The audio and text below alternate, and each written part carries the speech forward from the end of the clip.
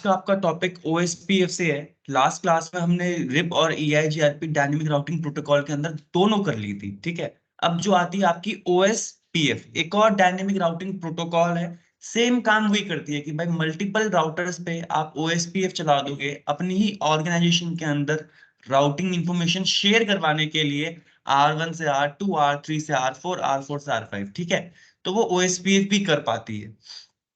तो एक बार वापस स्टार्टिंग से करते हैं अपन। यार मैंने आपको बताया था डायनेमिक राउटिंग प्रोटोकॉल दो टाइप्स की होती है, एक होती है आईजीपी और एक होती है ईजीपी। आईजीपी यानी एक ऑर्गेनाइजेशन के अंदर जो आपको राउटिंग करवानी है मल्टीपल राउटर्स के बीच में, वो वहां काम करती है। मैंने बोला मेरी कंपनी दिल्ली, गुजरात, बॉम्बे और बैंगलोर में है। मानता हूँ मेरी कंपनी के राउटर्स होंगे, मैंने वहां पर अपना प्राइवेट नेटवर्क बना रखा है। आईएसपी से मैंने अपना प्राइवेट नेटवर्क बना रखा है। क्या बना रखा है? प्राइवेट। इंटरनेट से कनेक्टिविटी नहीं ली मैंने, मानते हैं।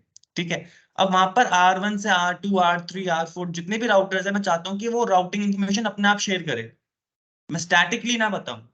ठीक है, तो वहां पर हम कौन सी प्रोटोकॉल चलाते हैं? आईजीपी।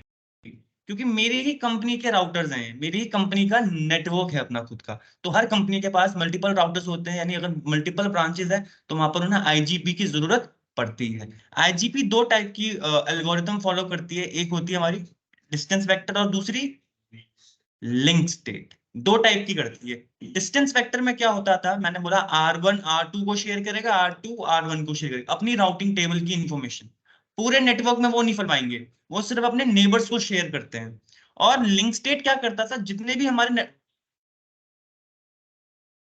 पूरी इंफॉर्मेशन आगे पूरे नेटवर्क में होती थी। नहीं नहीं, लिंक स्टेट में क्या होता है, लिंक स्टेट में अपनी टेबल ना, जैसे कि जो राउटिंग इंफॉर्मेशन होती है, एग्जांपल देखता हूँ, एग्जांपल से आपको और क्लियर होगा, एक सेकंड दीजिए।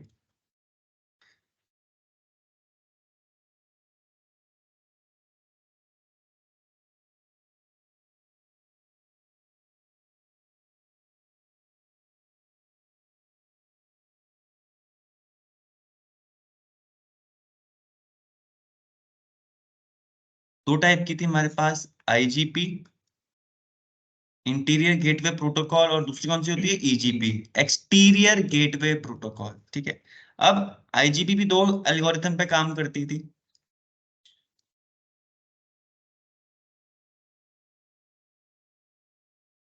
और एल्गोरिथम्स है, ठीक है, काम करने के तरीके हैं। पहले सबसे पहले कौन सी आई थी? Distance vector. ठीक है, और जो हमारी ईजीपी है वो पाथ वेक्टर में काम करती है। ठीक है, ये तो एल्गोरिथम के नाम आ गए। अब ये काम करने के तरीके हैं, बट इनके अंदर कौन कौन सी प्रोटोकॉल है? रिप और ईआईजीआरपी हमारी किसकी है प्रोटोकॉल है? डिस्टेंस वेक्टर, जो तरीका डिस्टेंस वेक्टर को फॉलो करते हैं, EIGRP। और लिंक स्टेट के अंदर हमारे पास दूसरी दो आती है।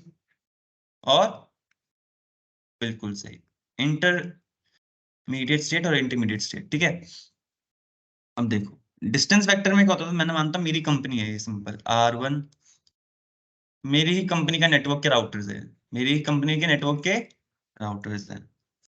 यहाँ एक लोकल एरिया नेटवर्क है और यहाँ पर एक लोकल एरिया नेटवर्क है।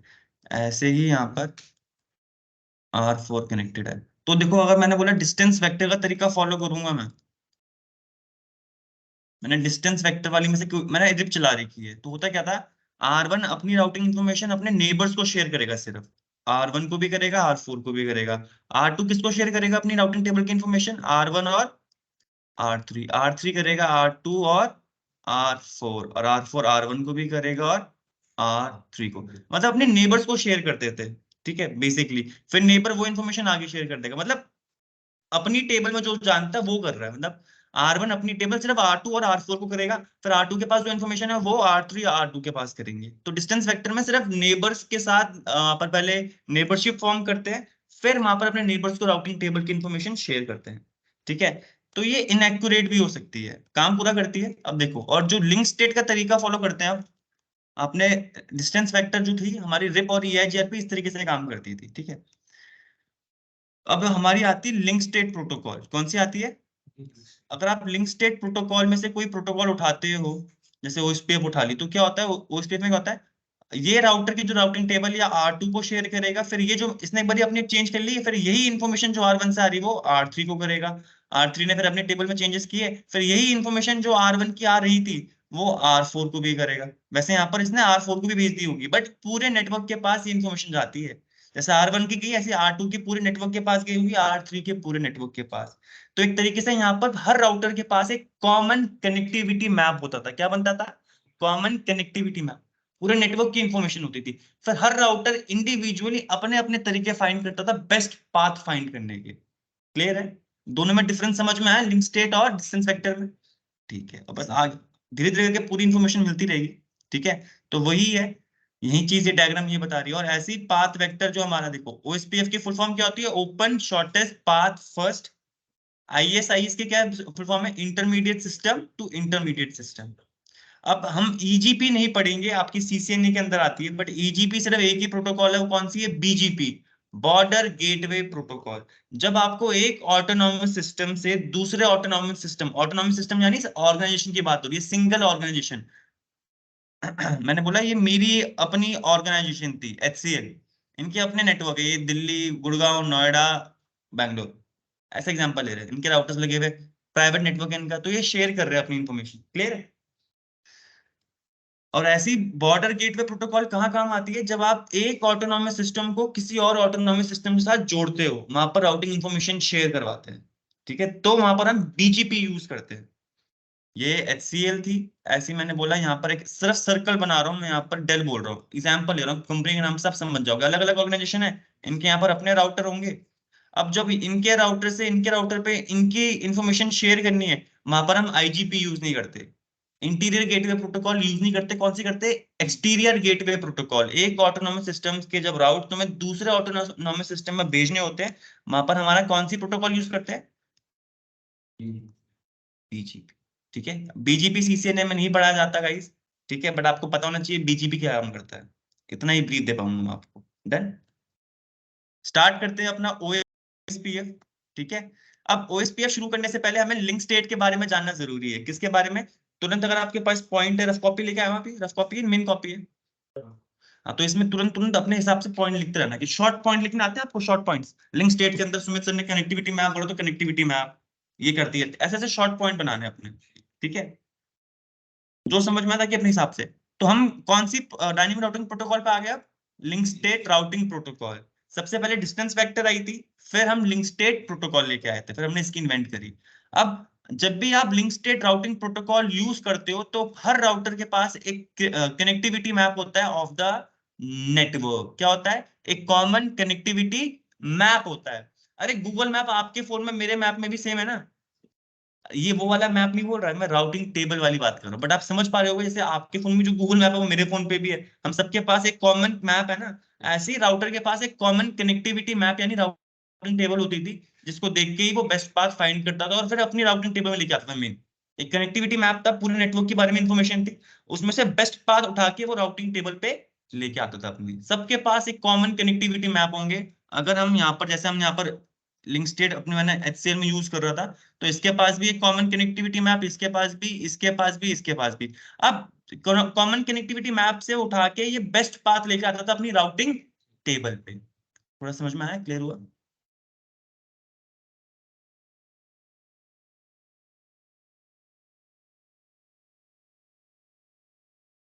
ठीक है, तो देखो इसमें होता क्या था, ये कैसे कर पाते हैं common connectivity map? To allow this each router advertise information about its interface connected to its neighbour.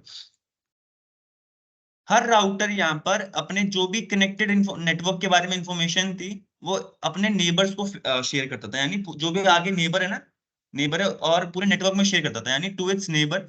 These advertisement are passed along to other router. अब इसने अपने अपने कनेक्टेड इंटरफेस में जो जो नेटवर्क थे वो सारी इंफॉर्मेशन अपने R2 को बता दी। अब R2 का करेगा, वो अडेप्ट करेगा और वही एडवर्टीजमेंट जो R1 भेज रहा था वो आगे पास कर देगा other routers in the network. जो भी उस ऑटोनॉमस सिस्टम के अंदर राउटर्स होंगे उन सबको पास कर देगा। क्लियर है? ठीक है, these advertisement are passed along to other router until, तब तक पास करते रहेंगे जब तक हम सब नेटवर्क में जितने भी राउटर उनके पास क्या ना हो, सेम मैप ना बन जाए। सबके पास सेम इन्फॉर्मेशन पता होनी चाहिए, भाई ये R1 इससे कनेक्टेड, R2 इससे कनेक्टेड, R3 इससे, R4 इससे कनेक्टेड, तो सबके पास एक कॉमन कनेक्टिविटी मैप बन जाता था। ठीक है, अब हर राउटर इंडिविजुअली अपने आप बेस्ट पाथ फाइंड करता था, किससे? ये जो कॉमन कनेक्टिविटी है ना, उसमें से देखिए कि भाई देखो, R2 के लिए अगर मुझे डेटा भेजना है इस लैन पे, यहाँ पर एक लोकल एरिया नेटवर्क है R3 से कनेक्टेड, R2 के लिए बेस्ट पाथ क्या होगा? सीधा R3 के पास भेजो, R3 भेज देगा, मानते हैं, दिख रहा है। बट R1 के लिए जरूरी थोड़ी यही बेस्ट पाथ हो, R1 के लिए दिख रहा है भाई, क्या पता ये बेस्ट पाथ हो, है ना? तो हर राउटर इंडिविजुअली अपने अपने आप बेस्ट पाथ फाइंड करता था कॉमन कनेक्टिविटी मैप को देख के। अब आप साफ सीधी बात मान लो, गूगल मैप हम सबके पास सेम है। अब मैं अपने घर से हरिद्वार जा रहा हूँ, मेरे लिए अलग रास्ता होगा, आप अपने घर से आ रहे हो, मैप तो सेम ही है, बट आपके लिए अलग रास्ता होगा, शॉर्टेस्ट पाथ होगा जो, है ना? क्या पता वही सेम पाथ हो आगे जाके, बट पाथ तो अलग हो सकता है ना आपका भी। तो वही फंडामेंटल यहाँ पर भी है। ठीक है, अब लिंक स्टेट प्रोटोकॉल जो होती है ना सर, ये ज्यादा आपकी सीपीयू के क्या लेती है, रिसोर्सेज उठाती है, क्योंकि यहाँ पर भाई एडवर्टीजमेंट पास हो रही है, अडेप्ट कर रहे हैं, इंफॉर्मेशन शेयर कर रहे हैं, तो ज्यादा लोड पड़ता है सीपीयू को, लोड यानी मतलब ज्यादा इंफॉर्मेशन पास हो रही है। ठीक है, तो यहाँ पर ज्यादा सीपीयू के रिसोर्सेज कंज्यूम होते हैं, क्योंकि यहाँ पर बहुत सारी इंफॉर्मेशन शेयर हो रही है। ये नहीं सिर्फ नेबर तक हो रही है, नेबर अपनी इंफॉर्मेशन भी भेजेगा, और जो आगे एडवर्टीजमेंट आ रहे हैं R1 के, वो भी शेयर कर रहा होगा, तो ज्यादा काम कर रहा है ना यहाँ पर अभी। तो ऐसे ही हर एक राउटर नेटवर्क के अंदर ज्यादा काम कर रहा होता है, तो सीपीयू पे ज्यादा रिसोर्सेस कंज्यूम होते हैं। ठीक है, लिंक स्टेट प्रोटोकॉल ना ज्यादा फास्टर होती है रिएक्टिंग। अगर मैंने बोला कोई इंटरफेस डाउन हो गया, मेरा ये वाला इंटरफेस जैसे ही डाउन होगा, तो यहाँ पर इंफॉर्मेशन शेयर होना बंद हो जाएगी इस वाले राउटर की, बाकी राउटर बाट की इंटरफेस की इंफॉर्मेशन, तो बहुत जल्दी ये रिएक्ट करता था चेंजेस। मैंने बोला कोई नया यहाँ पर मैंने नेटवर्क चेंज कर दिया इस तरफ, तो तुरंत जैसे चेंज करूंगा वैसे इंफॉर्मेशन पास करने लग जाएगा। तो ज्यादा बाकी डिस्टेंस बाकी प्रोटोकॉल से ज्यादा फास्ट होता था किसमें? रिएक्टिंग इन चेंजेस। कोई भी चेंज होगा तुरंत एडवर्टीजमेंट शेयर करने लग जाएगा। ठीक है, इतना समझ में आया? लिंक स्टेट में क्या होता था, कॉमन कनेक्टिविटी मैप होता था, हर राउटर अपनी एडवर्टीजमेंट सेंड करता था अपने नेबर को, और नेबर वही एडवर्टीजमेंट आगे पास करता था बाकी राउटर्स तो तक, जब तक हर पूरे नेटवर्क में जितने भी राउटर उनके पास एक कॉमन कनेक्टिविटी मैप ना हो। फिर जब वो कॉमन कनेक्टिविटी मैप सबके पास आ जाता था, फिर हर एक router individually best path find करता था अपने आप, अपने हिसाब से। ठीक है, इसमें से कोई पॉइंट लेंगे तो आप लिख लो जो आपको समझ में आए, शॉर्ट पॉइंट्स जो होते हैं कि सुमित सर मुझे ये समझ में आया, कॉमन कनेक्टिविटी में एडवर्टीजमेंट कुछ बोला आपने कि एडवर्टीजमेंट पास करते हैं। ठीक है, और ज्यादा सीपीयू लेते हैं राउटर्स हमारे ओपन ये लिंक स्टेट के लिए, और ये फास्टर होते हैं reacting to changes. Short points लिख सकते हो आप उन्हें।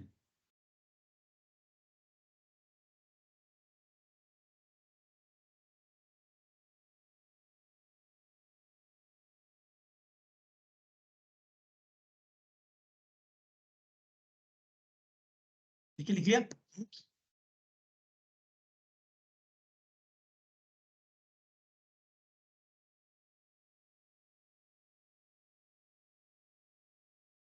अब शुरू करते हैं ओएसपीएफ। लिंक स्टेट का तरीका समझ में आया?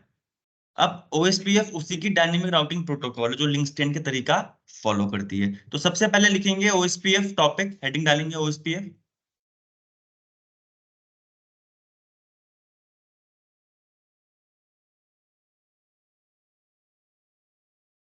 हेडिंग डालेंगे ओएसपीएफ, और ओएसपीएफ की फुल फॉर्म क्या होती है? Open shortest path first. फटाफट से लिख दो, पढ़ते पढ़ते लिख दिया। अब ये यहाँ पर एक एल्गोरिथम फ्लो करती है, शॉर्टेस्ट पाथ फर्स्ट एल्गोरिथम है, जो एक डच साइंटिस्ट ने बनाया था, जिसका नाम डिजिक्स्ट्रा था। एक एल्गोरिथम है, क्या कौन सी एल्गोरिथम है? ये शॉर्टेस्ट पाथ फर्स्ट। इसी एल्गोरिथम से ये इंडिविजुअली, जो मैंने बोला था ना कि राउटर अपने एडवर्टीजमेंट शेयर करते हैं फिर बेस्ट पाथ फाइंड करते हैं, तो सर ये बेस्ट पाथ फाइंड करने के लिए shortest path first algorithm use करता था, जो हमारी एक साइंटिस्ट था, डच साइंटिस्ट, उसने बनाई थी, जिसका नाम था डिजिक्स्ट्रा नाम था। तो उसी के नाम पे एल्गोरिथम रख दी, कौन सी एल्गोरिथम? Dijkstra algorithm. ठीक है, अब ओएसपीएफ के तीन वर्जन है, OSPF 1, OSPF version 2, OSPF version 3। OSPF version 1 1989 पे हुआ था, बहुत पहले हुआ था, अब ये यूज नहीं करते। ओएसपीएफ वर्जन 2 1998 में हुआ था, और ये आईपी वर्जन 4 के एड्रेसेस राउट शेयर करता था, आईपी वर्जन 6 के राउट शेयर नहीं कर पाएगा। और जो ओएसपीएफ का वर्जन 3 है जो 2008 में आया था, वो आईपी वर्जन 4 भी कर पाता था और आईपी वर्जन 6 भी के नेटवर्क के बारे में भी इंफॉर्मेशन शेयर कर पाता था। तो वर्जन 2 हमारा सिर्फ वर्जन 4 के राउट शेयर करता था और वर्जन 6 दोनों के करता था। ठीक है, क्लियर है। अब राउटर की जो इंफॉर्मेशन होती है, सुनना, मैंने बोला R1 है यहाँ पर।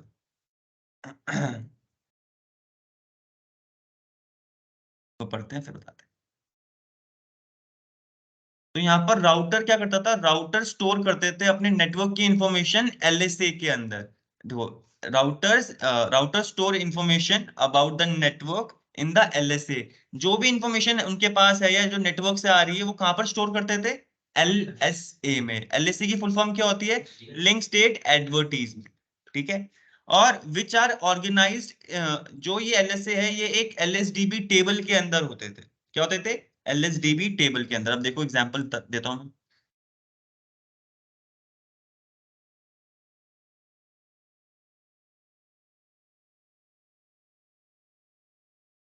अब ये हमारा नेटवर्क था, तो मैंने बोला जो मेरा R1 है, R1 के पास एक टेबल है LSDB टेबल। कौन सी टेबल है, लिंक स्टेट डेटाबेस टेबल। ठीक है, इस टेबल के अंदर क्या होता था, जैसे R1 के पास एक कनेक्टेड नेटवर्क है, एक यहाँ नेटवर्क है, यहाँ नेटवर्क है, यहाँ नेटवर्क है। तो जो ये वाला नेटवर्क है इसको एक LSA के अंदर फॉर्म कर दिया, लिंक स्टेट एडवर्टीजमेंट। फिर एक और ये नेटवर्क के बारे में इंफॉर्मेशन है, यहाँ पर भी LSA के बारे में इंफॉर्मेशन स्टोर कर दी। इंफॉर्मेशन तो नेटवर्क की होती थी, बट वो किसके अंदर शुरू होती थी, LSA के अंदर। ऐसे ही इस वाले नेटवर्क के बारे में बताता। अब जो नेटवर्क से LSA आ रहे हैं, जैसे R2 ने अपने LSA भेजे होंगे, तो वो भी इसी टेबल के अंदर यहाँ पर स्टोर कर लेगा। एक जो ये R2 से आ रहे हैं LSA, ठीक है, फिर ये R3 का LSA है, ये R4 का LSA है। तो जो लिंक स्टेट की एडवर्टीजमेंट कर रहा है या जो आ रहे हैं वो कहां पर स्टोर होते थे, हमारे LSDB टेबल में, हर राउटर के पास इंडिविजुअली। ये तो मैंने R1 के हिसाब से बताया है। ऐसी R2 की LSDB टेबल होगी जिसके अंदर LSA स्टोर होते हैं। ठीक है, अपने भी और जो नेटवर्क से एडवर्टीजमेंट आ रहे हैं वो भी। ठीक है, तो यहीं पर भी लिखा होता है, router store information about the network in LSA। LSA होते हैं लिंक स्टेट एडवर्टीजमेंट्स। और ये जो होते हैं ये एक ऑर्गेनाइज स्ट्रक्चर जिसको बोलते हैं LSDB टेबल के अंदर होते हैं। ठीक है, राउटर क्या करते हैं, ये फ्लड करते हैं LSA। ये राउटर क्या करते हैं, जो LSA इनकी LSDB टेबल के अंदर होते हैं ना, ये LSA भेज रहा है, LSA भेजा 1, LSA 2, LSA 3, जो भी नेटवर्क के बारे में LSA पता है इसे, ये LSA शेयर करता है। क्या करता है राउटर के साथ, LSA शेयर करता है जो LSDB टेबल के अंदर होते हैं। कि भाई मुझे इस नेटवर्क के बारे में पता है, ये ले, मुझे इस नेटवर्क के बारे में पता है, LSA ये ले, एक और। ठीक है, तो router will flood LSAs until all the router in OSPF area develop the same map of the network। तो होता क्या है, जो LSDB टेबल इसकी है वो LSDB टेबल इसकी भी होगी, LSDB टेबल इसकी भी होगी और इसकी भी होगी। क्योंकि यहाँ पर क्या हुआ, अपने नेटवर्क के बारे में तो उसने अपने LSA में डाला हुआ है, और जो नेटवर्क से LSA आ रहे हैं वो भी इसी टेबल के अंदर है ना। ऐसे ही R2 के पास क्या होगा, अब R2 ले लो, R2 के पास भी अपनी LSDB टेबल होगी। इसमें इन कनेक्टेड नेटवर्क के बारे में LSA होंगे उसके पास। LS नाम है बस, ये मतलब कि इंफॉर्मेशन है, जो इंफॉर्मेशन है वो LSA मानते हैं, एक नाम दे दिया, उसके अंदर स्टोर है। अब जो R1 कर रहा है, LSA भेजेगा, R1 के LSA भी यहाँ पर आ जाएंगे कि R1 के पास ये सारे नेटवर्क के बारे में, तो हर एक LSA यहाँ पर ऐड हो जाएगा, तीनों LSA। ठीक है, और जो नेटवर्क के LSA था वो भी इसके पास आ जाएंगे। तो यहाँ पर देखो R1, R2, R3, R4 इन सबके पास एक कॉमन LSDB टेबल होती है, मानते हैं। फिर उसी टेबल से उठा के ये अपनी राउटिंग टेबल में बेस्ट राउट फाइंड करता है कि उस डेस्टिनेशन तक पहुंचने के लिए कौन सा बेस्ट राउट होगा। क्लियर है रविंद्र जी, कोई डाउट? सर वो अभी बताऊंगा, वो बेस्ट पाथ फाइंड करने का तरीके होते हैं। जैसे हमारे रिप था, उसमें जो राउटिंग टेबल में आ रहे थे, तो बेस्ट पाथ कैसे फाइंड करता था, मैट्रिक वैल्यू जिसकी लोएस्ट होगी। सेम बेस्ट पाथ फाइंड करने के लिए यहाँ पर डिजिक्स्ट्रा एल्गोरिथम है, बट बेस्ट पाथ वही है, कोई ना कोई मैट्रिक वैल्यू जिसकी भी लोएस्ट होगी, जिसकी पाथ की होगी वही बनेगा। तो जो शॉर्टेस्ट पाथ फर्स्ट एल्गोरिथम है वो मैट्रिक वैल्यू फाइंड करने के लिए ही है। क्लियर है रविंद्र जी, थोड़ा समझ में आया? तो यहाँ पर देखा है, all router will flood LSA until all the router in OSPF area. OSPF में कंसेप्ट होता है एरियाज का। अब मेरी कंपनी है, एक ही एरिया होगा मानता हूँ, मेरी कंपनी ने एक HCL है, एक एरिया बना रखा है, तो उस एरिया के अंदर जितने भी राउटर्स होंगे वो सारे इंफॉर्मेशन शेयर कर रहे होंगे, ताकि क्या बन जाए, कॉमन कनेक्टिविटी मैप बन जाए। और होता क्या बेसिकली, LSA शेयर करते हैं हम। और हर राउटर के पास कौन सी टेबल होती है, LSDB टेबल अलग से होती है, राउटिंग टेबल नहीं, LSDB table, link state database table. उसी टेबल के अंदर क्या स्टोर होते हैं, बिल्कुल LSA होते हैं ना। क्लियर। धीरे धीरे और करते हैं। अब जैसे कि सर देखो, एक बार यहाँ पर वो देखो, सिर्फ नेटवर्क डायग्राम देखो, आपने कल ऐसी कुछ नेटवर्क डायग्राम बनाई हुई थी, है ना, सेम था ना। अब उसी में समझाएंगे। अब बात है, मेरी कंपनी ऑर्गेनाइजेशन है, नेटवर्क है। अब रविंद्र जी जो R4, रवि जी, ठीक है, यहाँ पर देखो क्या हुआ, जो R4 है यहाँ पर एक इंटरफेस नया ऐड हुआ है, जो लाल से दिखा रहे हैं ना, ये नया ऐड हुआ है। ठीक है, तो मैंने बोला पहले LSA शेयर होते थे, सबके पास एक टेबल थी, तो देखो OSPF हमने इस वाले इंटरफेस में भी इनेबल किया हुआ था R4 के gig1/0 में। तो जैसे ही R4 के पास ये नेटवर्क ऐड हुआ यहाँ पर, तो वहां पर क्या हुआ, उसने एक LSA क्रिएट किया। क्या क्रिएट किया? LSA क्रिएट हुआ इसकी टेबल में भी। अब वो क्या करेगा, अपने नेबर को ये LSA शेयर करेगा। नेबर कौन कौन है इसके? R2 और R3। तो देखो इसने R2 को भी भेजेगा और R3 को भी ये LSA फॉरवर्ड करेगा। ये LSA R2 अपनी टेबल में भी ऐड करेगा और आगे फॉरवर्ड कर देगा किसके पास? R1 के पास। ऐसे ये LSA इसने R3 को किया था, इसने अपनी टेबल LSDB टेबल में ये LSA ऐड किया कि भाई ये इन्फॉर्मेशन आ रही है R1 की, और आगे पास कर दे तू R1 को। तो ऐसे पूरे नेटवर्क में सेम कॉमन LSA फॉरवर्ड हो जाते हैं, ताकि क्या बने, एक कॉमन कनेक्टिविटी मैप। तो देखो यहाँ पर रविंद्र जी LSA दिख रहा है, नीले में लिखा हुआ है। तो इसमें क्या क्या इन्फॉर्मेशन होती है? RID, राउटर की आईडी, कौन भेज रहा है उसकी राउटर की इन्फॉर्मेशन होती है, कौन से नेटवर्क के बारे में बता रहा है, और उस तक पहुंचने की कॉस्ट।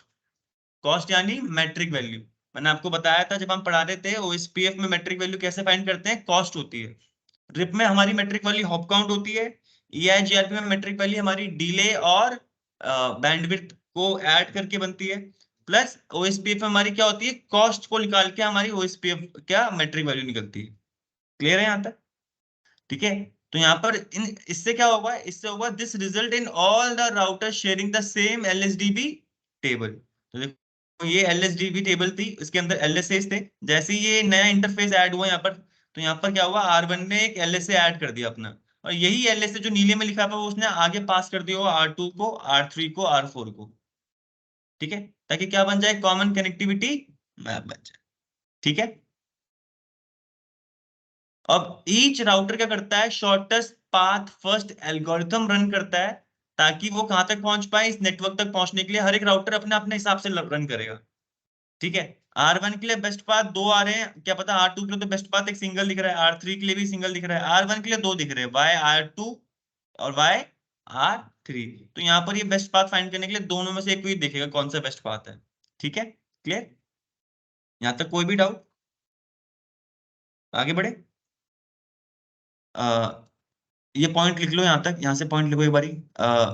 ऐसे लिख लो कि अपने शॉर्ट ऐसे कि OSPF की लिख ली, शॉर्टेस्ट पाथ एल्गोरिथम थी, जिससे जिससे हम क्या फाइंड करते थे, बेस्ट पाथ फाइंड करते थे।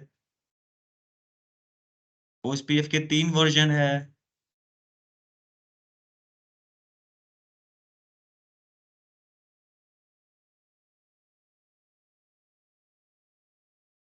पूरी पूरी टेबल ही अपने भी शॉर्ट शॉर्ट नोट्स बनाने हैं। जो भी समझ में आया, जाना समझ में आया मुझसे तुरंत पूछ लो अभी।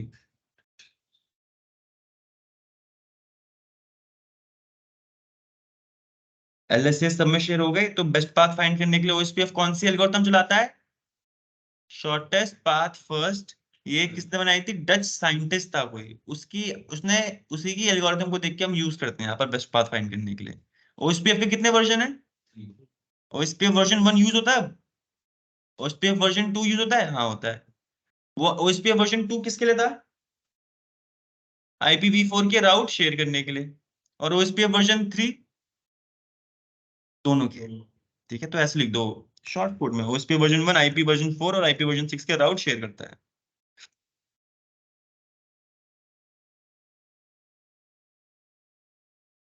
फिर चौथा पॉइंट क्या बता रहा है इसमें? राउटर्स इंफॉर्मेशन स्टोर करते हैं नेटवर्क के बारे में, किस में? LSA के फॉर्म में। जो जो नेटवर्क के बारे में पता है वो LSA के अंदर एक LSA बन जाएगा। जैसे यहाँ पर देखो, यहाँ पे बस समझना, R4 के पास एक नया इंटरफेस जुड़ा, R4 के पास नया इन्फॉर्मेशन जुड़ा ना, तो उसने तुरंत एक नया LSA जनरेट किया होगा। तो वो LSA नीले में लिखा हुआ है। तो राउटर्स नेटवर्क की जो इन्फॉर्मेशन होती है ना, वो LSAs में शेयर करते हैं। क्या करते हैं? LS जो routers store information about the network in LSA, तो जिसने जो नया नेटवर्क जुड़ा वहां पर उसने एक LSA के अंदर वो बना दिया, और वो LSA कहाँ स्टोर किया उसने? LSDB टेबल में, लिंक स्टेट डेटाबेस में।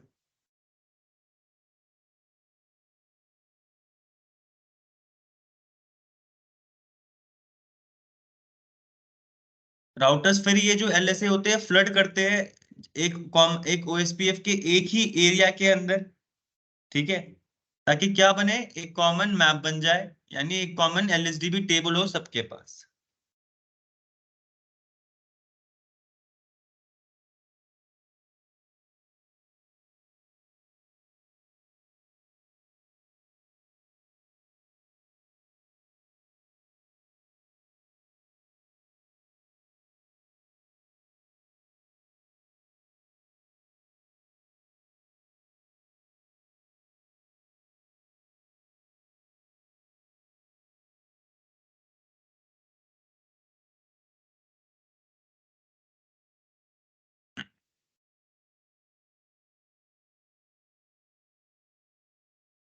अब यहाँ पर भी ये समझ में आ गया होगी क्या हुआ, ठीक है।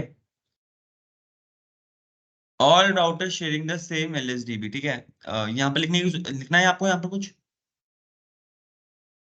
ठीक है, आगे बढ़ते हैं। अब OSPF के काम करने का तरीका बताया जा रहा है, ठीक है। अब ये वाला सुनना, ठीक है, ये लिखेंगे, वो सुनना। इन OSPF देयर आर 3 स्टेप होते हैं जो हमारे LSA शेयर करने में और बेस्ट पाथ फाइंड करने में काम करता है। OSPF 3 स्टेप्स काम करता है, क्या बोलते हैं, LSA शेयर करने के लिए भी और बेस्ट पाथ फाइंड करने के लिए भी, जब नेटवर्क की इंफॉर्मेशन मिल जाएगी। पहला क्या होता है, वो पहले नेबर बिकम क्या बोलता है, अपने नेबरशिप फॉर्म करता है अपने नेबर्स के साथ। R1 क्या करेगा, पहले नेबरशिप फॉर्म करेगा R2 के साथ और R4 के साथ, क्या फॉर्म करेगा, नेबरशिप, ठीक है, become neighbour with other router connected to the same segment, same segment यानी सेम लोकल एरिया नेटवर्क की बात हो रही है। अब देखो, R1 और जो R2 के बीच में यहाँ पर सेगमेंट है, यहाँ पर सेम नेटवर्क होगा ना। R1 इस तरफ, R1 का जो इंटरफेस है यहाँ पर जो होगा, ये भी सेम सेगमेंट होगा, ये भी सेम सेगमेंट है, तो क्या करता है, R1 अपने जो भी सेम नेटवर्क में हमारे राउटर्स होते हैं, नेबर होते हैं, उनपे ये नेबरशिप फॉर्म करता है पहले, ठीक है। फिर एक्सचेंज करता है क्या, LSA, कौन कौन से LSA R2 के पास है या नहीं है, तो वो इंफॉर्मेशन शेयर करेगा, नेटवर्क के बारे में पता है।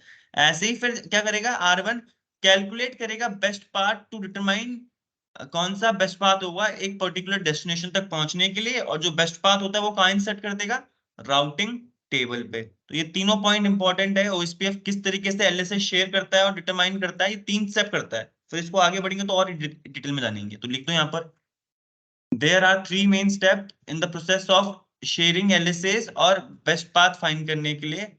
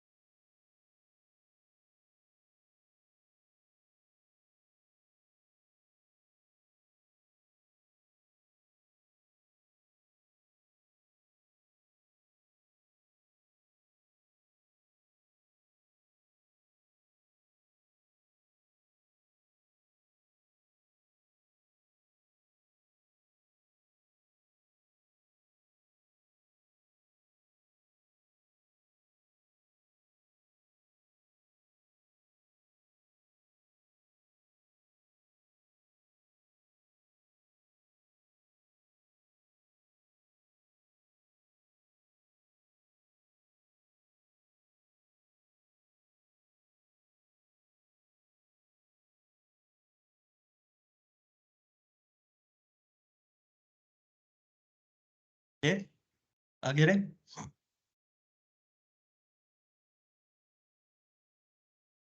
अब देखो, ओएसपीएफ में हमारे पास कंसेप्ट किसका आता है, एरिया का। मामा बोला था ना, ओएसपीएफ जो राउट शेयर करता है वो एक ही एरिया के अंदर करता है, तो एरिया बहुत इंपॉर्टेंट है, एरिया ओएसपीएफ का दिल है। ठीक है, तो एरिया समझते हैं।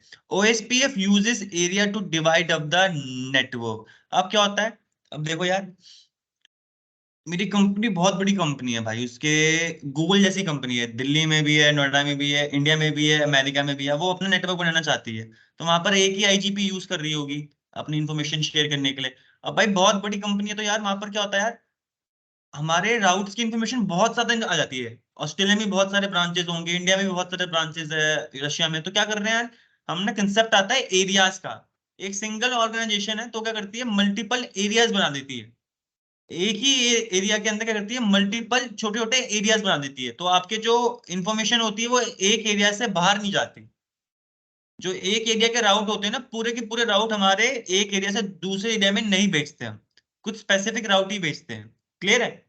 तो अब देखो, हमारे पास अगर हमारे पास सिंगल एरिया होगा, वैसे तो मैं बोलूंगा एक सिंगल एरिया के अंदर ही आपके ओएसपीएफ के नेबर क्या करेंगे, एलएसए भेजेंगे और बेस्ट पाथ फाइंड करते हैं एक एरिया के अंदर। अगर मेरा बहुत ही बड़ा एरिया है, मैंने बोला 1000 2000 अपने राउटर्स है, तो भाई कितनी बड़ी एलएसडीबी टेबल बन जाएगी, खुद सोचो। तो भाई इससे क्या होगा, अगर टेबल यार मेमोरी, आपके फोन में मेमोरी कितनी जीबी है सर, 64 जीबी है ना दादा। तो बताओ अगर 64 जीबी फुल हो जाए तो दिक्कत होगी ना, नई इन्फॉर्मेशन। तो भाई वही वाली बात है, राउटिंग टेबल ही थोड़ी अनलिमिटेड एसएमएस है, नहीं, इनकी भी मेमोरी के अंदर टेबल आती है। तो हम क्या करते हैं, जब इतना बड़ा एरिया होता है ना, हम बड़े एरिया की जगह हम छोटे छोटे एरियाज बना देते हैं अपनी कंपनी के अंदर ही। तो एक एरिया के एलएसएस दूसरे एरिया के एलएसएस में नहीं जाते, क्या नहीं जाते, एलएसएस आगे फॉरवर्ड एरिया के बाहर होते ही नहीं है। ठीक है, तो देखो उससे नेगेटिव इफेक्ट क्या क्या हटते हैं, यहाँ पर लिखा हुआ है। हम ना बड़े जो ऐसे ऐसे कंडीशन होगी, बहुत बड़ी ऑर्गेनाइजेशन है, बहुत सारे राउट्स है, तो हम क्या करते हैं, एरियाज बना देते हैं छोटे छोटे। ठीक है, स्मॉल नेटवर्क हम क्या करते हैं, एक सिंगल एरिया के अंदर एलोकेट कर देते हैं। तो उसके जो हमने छोटे छोटे एक बड़े एरिया को छोटे छोटे हिस्सों में तोड़ दिया ना, ऐसे एक डायग्राम बना रहा हूँ अभी आपको, सिर्फ एक डफ, ये लॉजिकल, ये कोई प्रैक्टिकल नहीं, लॉजिकली बता रहा हूँ। मैंने बोला एक एरिया, एरिया जीरो, इसके अंदर जितने भी राउटर्स होंगे, 50 हो 200 हो कोई भी हो, वो सारे यहाँ पर नेबरशिप फॉर्म करने के बाद एलएसए शेयर करेंगे एक दूसरे को। ठीक है, फिर हर राउटर इंडिविजुअली क्या करेगा, बेस्ट पाथ फाइंड करेगा। अब सुनना क्या हुआ, अब यहाँ पर मैंने बोला 1000 राउटर थे, इन्होंने बहुत मुश्किल से एलएसए फॉरवर्ड किए, एक कॉमन एलएसडीबी टेबल हो गई। अब मैंने बोला जो ये वाला नेटवर्क था चेंज हो गया, तो इसने एक एलएसए भेजा होगा, फिर पूरे नेटवर्क में वो एलएसए गया होगा। अभी तो एलएसए फॉरवर्ड हुआ, एलएसडीबी टेबल में ऐड हुआ है, फिर हर राउटर को इंडिविजुअली वापस शॉर्टेस्ट पाथ फर्स्ट एल्गोरिथम चलानी पड़ेगी, इंडिविजुअली हर राउटर को।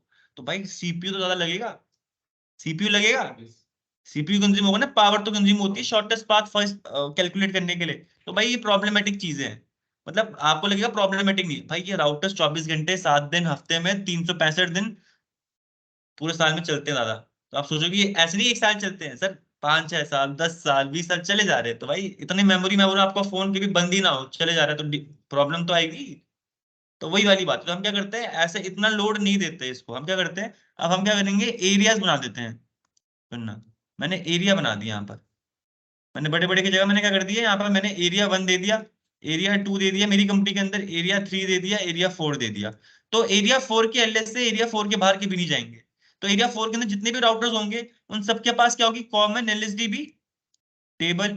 ऐसे एरिया 3 के अंदर भी कॉमन एलएसडीबी टेबल अलग होगी, ऐसे एरिया 2 के अंदर भी अलग एलएसडीबी टेबल होगी, है ना, और यहाँ पर एलएसडीबी। क्लियर है।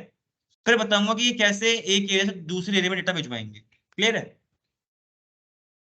तो पहली बात तो छोटे छोटे एरिया बनाने का फायदा क्या होता है, जो हमारा ये जो जो आपकी शॉर्टेस्ट पाथ फर्स्ट एल्गोरिथम है, जो साइंटिस्ट ने बनाई थी, ये ज्यादा टाइम नहीं लेगी अब कैलकुलेट करने में। अगर एक सिंगल एरिया होता 1000 राउटर का, तो भाई हर एक को जब इंडिविजुअल एसएफपी चलाना है, नेटवर्क के बारे, हजार हजार राउटर है, कितने सारे नेटवर्क होंगे भाई, बहुत सारे नेटवर्क होंगे, हर नेटवर्क के लिए इंडिविजुअली एसएफपी चलानी पड़ेगी कि भाई उस नेटवर्क तक पहुंचने के लिए बेस्ट पाथ कौन सा है, उस नेटवर्क तक पहुंचने के लिए बेस्ट पाथ कौन सा है, उस नेटवर्क तक बेस्ट पाथ कौन सा है। तो ये फाइंड करने में एसएफपी यूज होगी ना, तो वो ज्यादा टाइम लेगी। तो यहाँ पर क्या होगा, SPF algorithm takes more time to calculate route. दूसरा क्या होता है, एसएफपी, जो हमारा एसएफपी एल्गोरिथम है, ये ज्यादा पावर भी कंज्यूम करती है यार। गेम खेलते हो आपके मोबाइल फोन में, गेम मोबाइल में तो चल रहा है, पावर लेता है, बैटरी ज्यादा फूकती है। ऐसी एसएफपी जो ले रहा है ये ज्यादा पावर ले रही होगी ये कैलकुलेट करने के लिए बेस्ट पाथ। ठीक है। ऐसे ही जो लार्ज एलएसडीबी टेबल होती है, अगर भाई मैंने बोला 1000 राउटर है, एक कॉमन एरिया है, तो क्या हो जाए एलएसडीबी टेबल बहुत बड़ी हो जाएगी। तो भाई इतनी तो मेमोरी भी नहीं होती। चलो मेमोरी है भी पूरी फुल हो गई, भाई उसमें भी थोड़ी प्रॉब्लम होती है। क्लियर है। और मैंने जैसा बताया था कि अगर कोई भी छोटा सा चेंज हो जाए, कोई नेटवर्क डाउन हो गया अब भी हो जाए, तो जैसे डाउन होगा तो एक एलएसए शेयर होगा, अप होगा तो एक एलएसए शेयर होगा। तो भाई यहाँ पर क्या होगा भाई, वो जब एलएसए रिलीज हो गया है तो फिर हर एक राउटर को वापस क्या करना पड़ेगा, एलएसए ऐड करना पड़ेगा एलएसडीबी टेबल में। सबसे पहले क्या होता है, एलएसए कहाँ ऐड होता है, एलएसडीबी टेबल में। फिर हर राउटर इंडिविजुअली क्या करता है, एसएफपी चलाता है।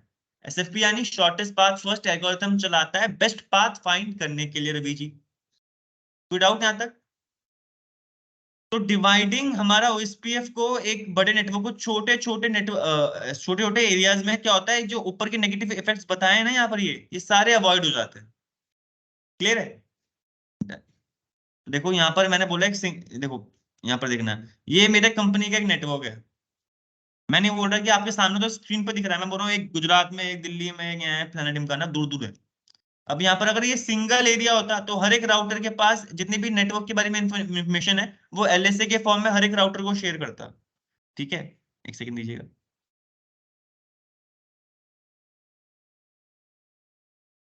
एग्जाम्पल लिखना है, हर राउटर के पास अपनी अपनी एलएसडीबी टेबल होगी। क्या होगी? जो लाल से बना रहा हूँ ये गाइस एलएसडीबी टेबल है, जितने भी राउटर्स होंगे यहाँ पर। ठीक है। एक सिंगल एरिया, मैंने बोला सिंगल एरिया के पार्ट है, एरिया जीरो। डन। अब इसमें इसमें इस वाले इंटरफेस में कोई नेटवर्क है तो इसने एक एलएसए बना के भेजा होगा। ये एलएसए आगे फॉरवर्ड होगा तो इसके पास भी एलएसए आ जाएगा। फिर ये आगे ये फॉरवर्ड कर देगा एलएसए यहाँ पर भी, यहाँ पर भी। तो पूरे नेटवर्क में क्या हो जाएगा, ये सेम एलएसए फिर यहाँ से भेजते भेजते इसके पास भी भेजेगा एलएसए, फिर यहाँ पर भी जाएगा सेम एलएसए, सेम एलएसए आगे भी फॉरवर्ड होगा। ये डिब्बे में मैं एलएसए बना रहा हूँ इसके अंदर। ठीक है। ये जो R1 का जो नेटवर्क क्या था ना, एक सिर्फ एक, तो देखो आप देख रहे हो सुमित को बनने में इतना टाइम लगा, ऐसे नेटवर्क को जो भेजने को तक एलएस से पहुंचने में इतना टाइम लगेगा। फिर हर राउटर इंडिविजुअली क्या करेगा, इस नेटवर्क तक पहुंचने के लिए एसएफपी चलाएगा। अभी तो सिर्फ मैंने एक नेटवर्क के बारे में बताया है, ऐसे ही जो ये वाला नेटवर्क है इसका भी एलएसए होगा राउटर का, इसकी टेबल में होगा तो ये आगे फॉरवर्ड करेगा पूरे नेटवर्क में, तो इन सभी के पास एक और एलएसए आ जाएगा। समझ रहे हो? तो ये आपको दिख रहा है ज्यादा पावर भी कंज्यूम होगी, टाइम भी लगेगा, एसएफपी भी चलेगा। ठीक है। तो ये फीजिबल नहीं होता, बढ़िया नहीं होता ये, जब बहुत बड़ा नेटवर्क हो आपका। तो हम क्या करते हैं दोस्तों, हम छोटे छोटे एरिया बनाते हैं, area zero, area one, area two, area three. ध्यान रखना है एरिया जीरो जो होता है हमारा बैकबोन एरिया होता है। एरिया जीरो कभी मेरी कंपनी के अंदर से हटना नहीं चाहिए। मैं वो एसपीएफ चला रहा हूँ, एक एरिया तो होता ही होता है जिसका नाम क्या है, एरिया जीरो। एरिया यहाँ पर है। और एरिया जीरो को हम क्या बोलते हैं, बैकबोन। एरिया जीरो तो होगा ही होगा, चाहे आप एक एरिया बनाओ एरिया जीरो, 1000 राउटर का एक एरिया, और आप एरिया को छोटे छोटे एरिया में अपनी कंपनी के अंदर बना रहे हो तो आप एरिया जीरो होगा। बाकी जो आप एरिया बना रहे हो उनका एक ना एक राउटर, जैसे कि ये एरिया वन है, ये एरिया वन है, ये एरिया टू है, ये एरिया थ्री है। एरिया वन का एक राउटर एरिया जीरो से कनेक्टेड भी होना चाहिए, एरिया वन से भी होना चाहिए, एक राउटर तो होना ही चाहिए। ऐसे ही एक एरिया टू का राउटर एरिया टू से भी कनेक्टेड है और एरिया जीरो से भी कनेक्टेड है। एरिया थ्री का एक राउटर ये रहा, जो इसके कुछ इंटरफेस एरिया थ्री से भी कनेक्टेड है और एक ना एक इंटरफेस किससे कनेक्टेड है, एरिया जीरो। तो कंसेप्ट क्या आता है, आप जब स्मॉलर एरियाज बनाते हो बहुत सारे, बनाओ कोई प्रॉब्लम नहीं है, बट वो कनेक्टेड होने चाहिए किससे, एरिया जीरो से। ऐसा नहीं कि एरिया वन एरिया टू से कनेक्ट कर रहे हो फिर एरिया जीरो से करो, नहीं। एरिया वन भी, एरिया एरिया वन का एक राउटर के कुछ इंटरफेस हमारे एरिया वन से कनेक्टेड होंगे और कुछ इंटरफेस हमारे एरिया जीरो से। एरिया टू में जो ये मेन राउटर है ये वाला, इसके कुछ इंटरफेस एरिया टू से कनेक्टेड और एक इंटरफेस एरिया जीरो से। एरिया थ्री के भी कुछ इंटरफेस एरिया थ्री से कनेक्टेड और एक किससे, एक राउटर तो होगा होगा, इसका नाम होता है इस राउटर का, अभी बताऊंगा क्या होता है। एक ही राउटर होता है, मल्टीपल भी हो सकते हैं जरूरी नहीं, बट एक तो होना ही चाहिए। क्लियर। अब जैसे कि यहाँ पर एरिया बना दिए तो जो इसके जो इस नेट एरिया वन के अंदर एलएस से जाएंगे वो इस राउटर पे जाएंगे, फिर ये इसके आगे फॉरवर्ड नहीं करेगा वो एलएस से। तो यानी जो एलएसडीबी टेबल एरिया वन की होगी वो अलग होगी, एरिया टू की एलएसडीबी टेबल अलग होगी, एरिया थ्री की एलएसडीबी टेबल अलग होगी, एरिया जीरो की एलएसडीबी टेबल अलग होगी। ठीक है। एलएसएस कभी भी एक एरिया से बाहर फॉरवर्ड नहीं किए जाते।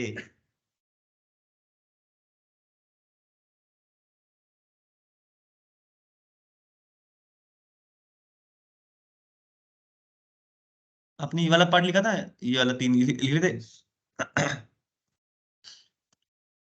अब ये डाल लो एरिया, ओएसपीएफ एरिया। ठीक है, अभी कुछ पॉइंट्स बताऊंगा, सुनते भी जाना, लिखते भी जाना की पॉइंट। ओएसपीएफ में एरिया कंसेप्ट बहुत इंपॉर्टेंट है। तो पहला पॉइंट बताया जा रहा है, an area is a set of router and links that share the same LSDB table. जैसे मैंने बताया था, एरिया 1 के अंदर सेम एलएसडीबी टेबल होगी हर एक राउटर के पास। एरिया 2 के पास क्या होगी, सेम एलएसडीबी टेबल। एरिया 3 के पास भी क्या होगी, सेम एलएसडीबी टेबल। एरिया 0 के पास भी क्या होगी, सेम एलएसडीबी टेबल। यानी हर एरिया के पास अपनी अपनी इंडिविजुअल एलएसडीबी टेबल होगी। जितने भी राउटर्स उस एरिया के अंदर है, उन सबके पास क्या होगी, सेम एलएसडीबी टेबल। ठीक है, तो पहला पॉइंट ये बता रहा है, an area is a set of routers and links that share the same LSDB. दूसरा पॉइंट उतना ही इंपॉर्टेंट है, बैकबोन एरिया। एरिया 0, भाई पूछते हैं, पूछ लेंगे, क्या आप एरिया 0 हटा सकते हो? नहीं हटा सकते एरिया 0, सर ये बैकबोन एरिया है। आप मल्टीपल एरियाज बना रहे हो तो वो सारे के सारे एरियाज हमारे जरूर कनेक्ट होने चाहिए एरिया 0 के साथ, क्योंकि इसका नाम बैकबोन है।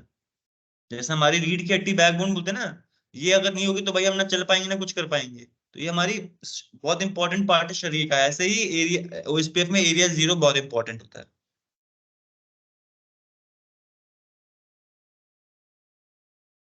द बैकबोन एरिया यानी एरिया 0,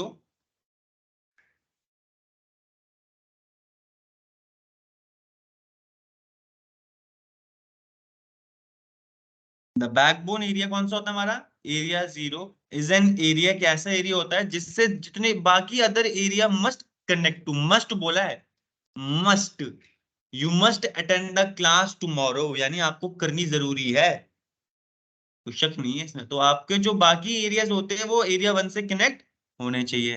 अभी मैंने पीछे डायग्राम बनाई थी, उसमें आपको दिखाता हूँ भाई वो।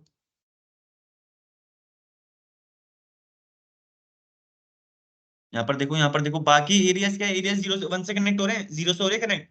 डायग्राम में लिख के बताओ, एरिया 1 भी हो रहा है एरिया 0 से। इसका एक राउटर का एक इंटरफेस एरिया 0 से भी है और एक इंटर एरिया 1 से भी है।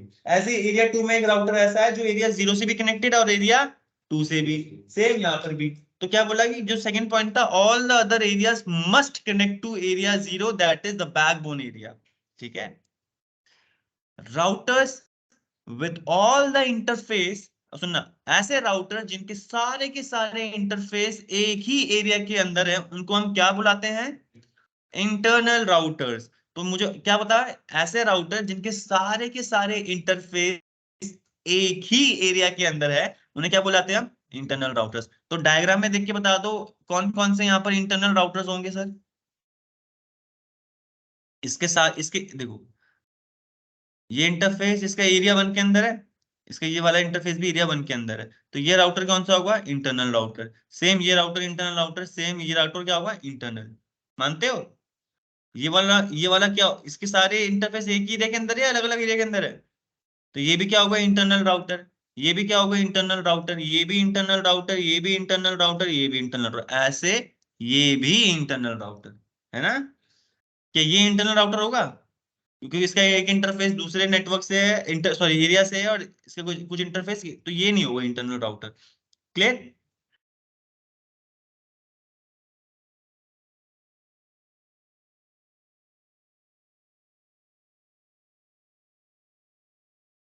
अब आता है राउटर्स। अब चौथा पॉइंट बताया जा रहा है, routers with interface in multiple areas are called area border router. बहुत इंपॉर्टेंट आइटम, ABR। ऐसे राउटर जिनके इंटरफेस मल्टीपल एरियाज में है, वो क्या बन जाते हैं, एरिया बॉर्डर राउटर। तो मुझे डायग्राम में देके बताओ यहाँ पर कौन है ABR, हमारे कौन होंगे ABR?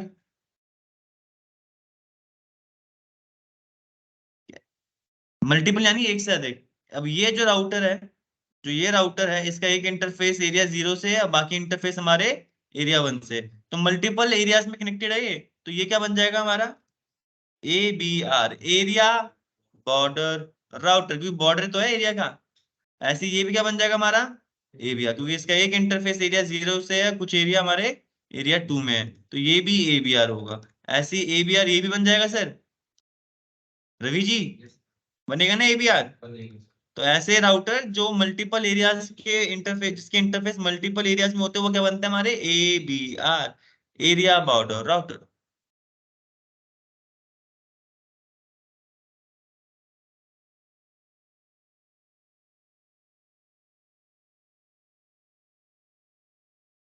ठीक है, अब सुनना, routers connected to backbone area are called backbone routers.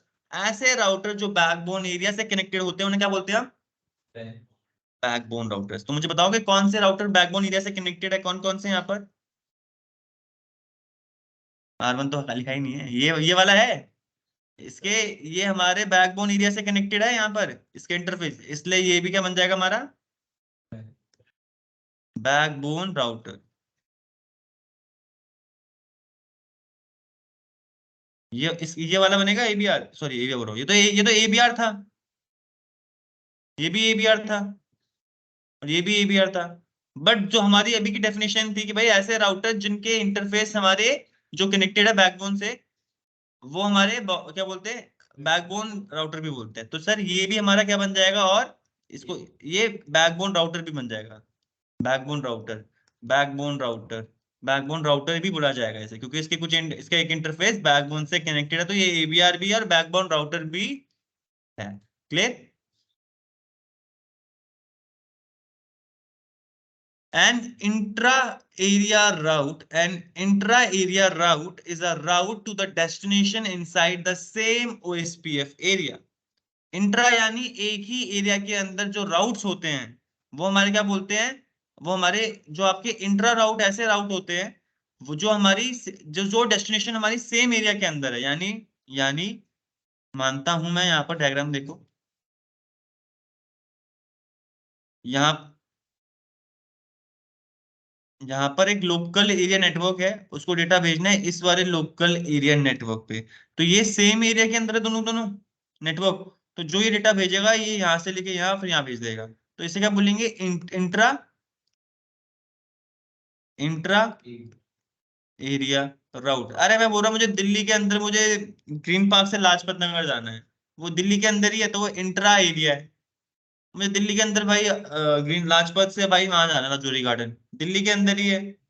Gurgaon sector 14 से मुझे एमजी रोड जाना है, गुड़गांव के अंदर ही है, तो क्या है? इंट्रा राउट है। एक ही एरिया के अंदर जो राउट होते हैं वो उन्हें इंट्रा राउट बुलाया जाता है।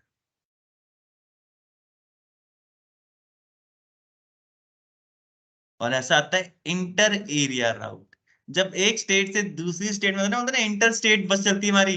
रेवाड़ी जाते हो तो इंटर स्टेट बस चलती है ना दोस्तों, मानते हैं? अरे हरिद्वार जाते हैं भाई, तब भी उसी बस में बैठ के आना पड़ता है दादा। इंट्रा, इंट्रा यानी एक ही सिटी के अंदर, और इंटर यानी एक सिटी से दूसरी सिटी मानते हैं।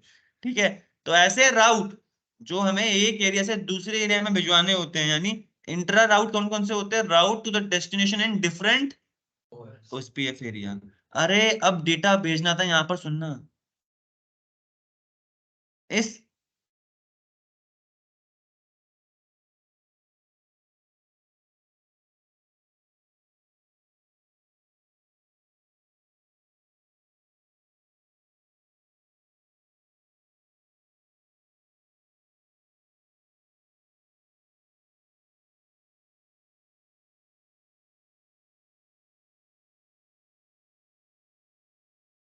हम्म अब डेटा भेजना मुझे इस एरिया से इस एरिया पे, मानता हूँ डिफरेंट एरिया है, जो डेस्टिनेशन एक डिफरेंट एरिया में है, तो डेटा यहाँ से जाएगा एबीआर के पास, एबीआर आगे यहाँ से भेजते हुए यूं पूछ पाएगा। ठीक है, तो अब देख रहे हो ये जो डेस्टिनेशन नेटवर्क है ये डिफरेंट एरिया के पार्ट है, तो इसको क्या बोलते हैं हम? इंटर एरिया राउट। जब आपको एक एरिया से एक किसी एक एरिया वन के नेटवर्क से किसी एक डिफरेंट एरिया के नेटवर्क में डेटा भिजवाना है, तो उसे बोलते हैं के, ये कुछ टर्म्स थी जो आपको पता होनी चाहिए, फंडामेंटल्स ही हैं।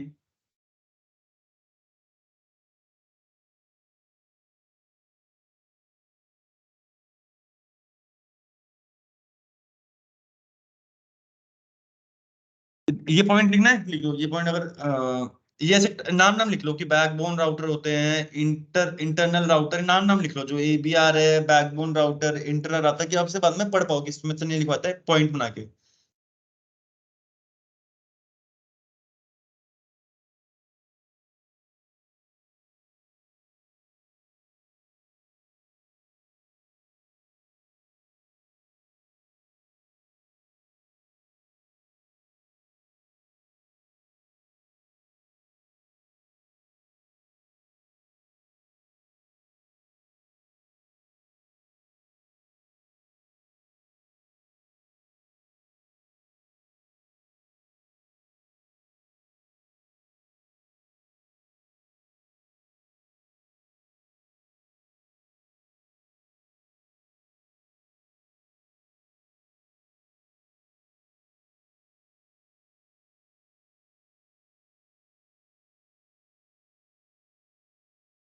क्लियर? अब सुनो, अब यहाँ पर भी, और अब ये कुछ थोड़ी चीजें जो आपको समझनी चाहिए। सर जो आप ऐसा नहीं है कि आप रैंडमली ओएसपीएफ के एरिया बनाते चलो। आप ओएसपीएफ के एरिया तो बना सकते हो, एरिया 1 2 300 जो बनाना बना लो, कोई परेशानी नहीं। फर्क ये होता है, पहला पॉइंट लिखा हुआ है यहाँ पर, ओएसपीएफ एरिया शुड बी कॉन्टिग्युअस। कॉन्टिग्युअस यानी, मानो जैसे कि मैंने यहाँ पर ये नेटवर्क बना रखा है, ठीक है। मैंने यहाँ पर ये जो राउटर्स है, यहाँ पर समझिएगा, कॉन्टिग्युअस का मतलब समझा रहा हूँ, समझिएगा। मैंने यहाँ पर नेटवर्क बना रखा था, मैंने यहाँ पर एरिया 1 डिसाइड कर दिया, यहाँ पर इस तरफ से लेके यहाँ तक, ठीक है, क्लियर। अब आपका जो एरिया 1 है, अब ऐसे नहीं कि आपने इस राउटर के यहाँ पर जाके वापस बोल दिया कि एरिया 1, ये नहीं होना चाहिए। अब आपने एरिया 1 यहाँ बना दिया तो सारे के सारे यहीं पर ही होने चाहिए। अब बाद में वापस एक और एरिया 1 नहीं बना सकते। क्लियर है? कि आप सोचोगे आप यहाँ पर एक और एरिया 1 बना दो बाद में, कि एरिया 1 यहाँ बना दिया, फिर एक और राउटर लिया, एरिया 1 वहां बना दिया, नहीं। कॉन्टिग्यूस नहीं, एक बार जहाँ बना दिया वहीं बनने चाहिए, ऐसे नहीं कि अलग अलग करके बना सको, तोड़ तोड़ दो एरिया 1 को, कुछ यहाँ पर कुछ वहां पर, नहीं, ऐसे नहीं। ठीक है?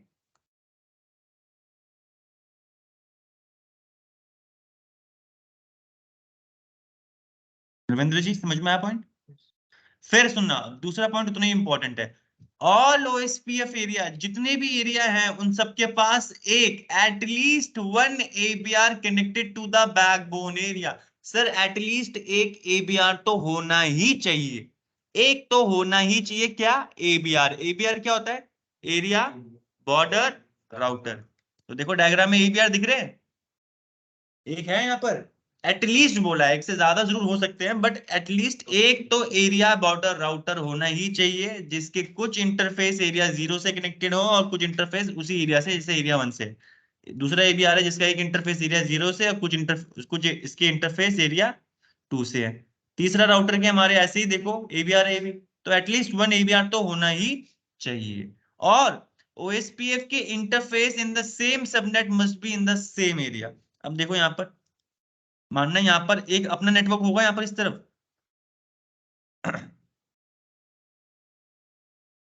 देखो यहाँ पर, देखो इस इंटरफेस से लेके, सुनना आप समझ पाओगे, इस इंटरफेस से लेके यहाँ पर एक अपना नेटवर्क होगा, क्योंकि स्विच लगे हुए हैं। तो जो यहाँ पर हमने आईपी दे रखी होगी इन राउटर्स को, ये भी सेम नेटवर्क की आईपी होगी। मैंने बोला 10.0.0.0/24 का नेटवर्क है, तो यहाँ पर जो आईपी मिलेगी इन राउटर्स को, सेम नेटवर्क की आईपी मिलेगी, क्योंकि एक ही अलग अलग नेटवर्क थोड़ी यहाँ पर। क्लियर है? तो आप ऐसा नहीं कर सकते कि भाई आपने यहाँ पर नेटवर्क की आईपी यहाँ दे दी, और बस इमेजिन करना कि मैंने इसको थोड़ा नीचे खसका दिया, समझना बस, ठीक है। और मैंने इसको एरिया 0 दे दिया, नेटवर्क मैंने एरिया 0 वाला दे रखा है, और मैंने जो यहाँ पर एरिया बता रखा है इस इंटरफेस का जो कनेक्टेड है, यहाँ पर एरिया 1 बता रखा है। ऐसा नहीं होना चाहिए। तो आप जो एरिया बना रहे हो इन राउटर के बीच में, उनके पास सेम सबनेट भी होना चाहिए और उसी एरिया में पार्ट होनी भी चाहिए हो। क्लियर है?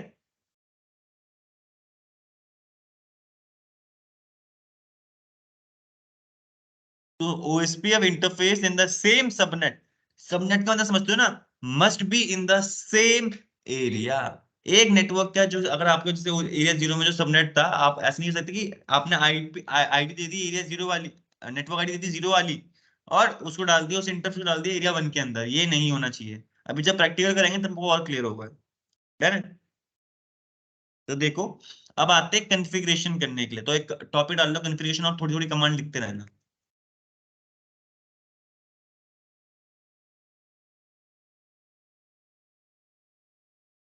अरे रविंद्र जी, ओएसपीएफ तो छोड़ो, पहले ओएसपीएफ भी कर रहे कंटिन्यू कॉन्फ़िगरेशन। अरे जब मुझे राउटर को बताना पड़ता है भाई, तू रिप चला रहा है या ईआईजीआरपी चला रहा है, तो कौन सी कमांड डालते हैं ग्लोबल कॉन्फ़िगरेशन मोड पे? सुनना समझना। अरे बहुत बढ़िया, बहुत बढ़िया। ये कमांड चलाते हैं ना राउटर, फिर रिप चला रहे तो रिप बता दिया, अगर हम ओएस ईआईजीआरपी चला रहे तो राउटर, फिर हाँ। तो ये जो आप 1 2 3 ले रहे हो, ये क्या होता है? ये ऑटोनोमस सिस्टम का नंबर पता लगाने के लिए, जितनी भी राउटर आपकी कंपनी में ना, R1 R2 R3, आप सबको क्या करना पड़ेगा? ऑटोनोमस सिस्टम बताना पड़ेगा। उसका एक कॉमन नंबर होगा ईआईजीआरपी में। 2 है तो 2 है, 2 यहाँ पर भी होगा फिर। क्लियर है? तो same EIG router, EIGRP, autonomous system पूरे नेटवर्क में सेम होने चाहिए, मेरी कंपनी का ऑर्गेनाइजेशन होगी तो। क्लियर है? अब आते हैं ऊपर, तो इस पे रहे समझ सर, ये क्यों बता रहे हो? ऐसे ही मैं यहाँ पर देखो, यहाँ पर कमांड देखना, मैं यहाँ पर ओएसपीएफ चला रहा हूँ, नेटवर्क मेरा ये रहा। ठीक है, मैं यहाँ पर ओएसपीएफ चलाना चाहता हूँ। सर सीसीएनए में आपको सिर्फ जानना है एक ही एरिया के अंदर डेटा कैसे पहुंचवा सकते हैं, एक ही एरिया के अंदर हमें कम्युनिकेट करवाने के लिए राउटिंग टेबल एक एरिया से दूसरे एरिया के बीच में नहीं है। आप सीख सकते हो खुद से भी और पढ़ सकते हो इसको, ठीक है? समझो, हम क्या बात कर रहे हैं, हमें एक ही एरिया में सीखना है अभी। पहले एक ही एरिया में सीखेंगे तो फिर बाद में हम खुद से भी सीख सकते हैं कि भाई एक एरिया से दूसरे एरिया में कैसे जाना है। कुछ नहीं है, छोटी सी कमांड होती है, वो इम्प्लीमेंट करनी है, कंसेप्ट पता थोड़ा सा पढ़ना है उसका, ठीक है? अभी हम क्या जान रहे हैं, एक ही एरिया के अंदर राउट कैसे शेयर करवाने हैं, एलएसडीबी टेबल या फिर एलएसए कैसे फॉरवर्ड होंगे। तो यहाँ पर देखो, कॉन्फ़िगरेशन बता रहा हूँ कि कैसे ओएसपीएफ एक्टिवेट करना है। मैं कहाँ पर हूँ?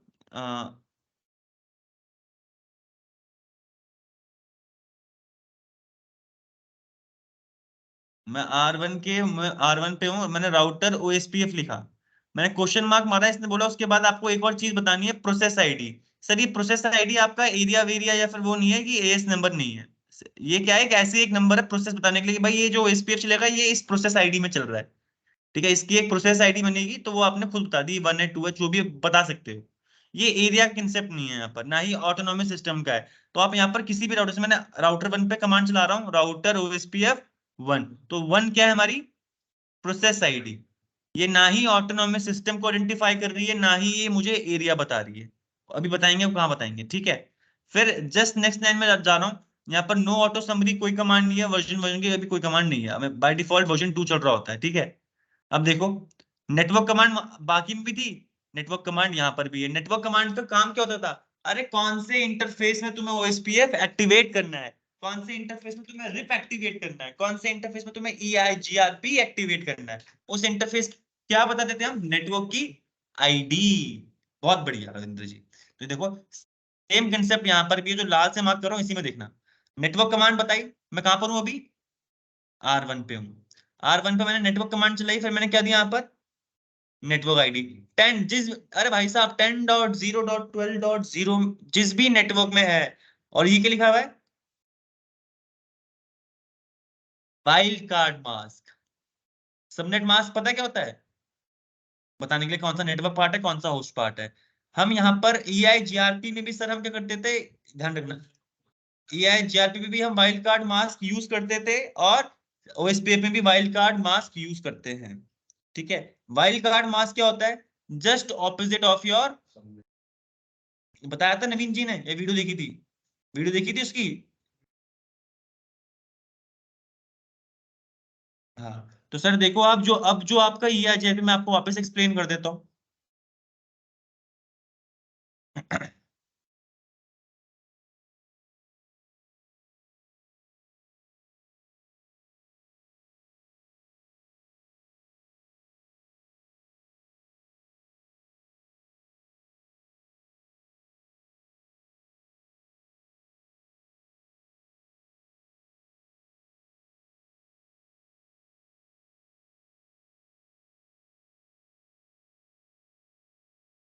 हट जाओ।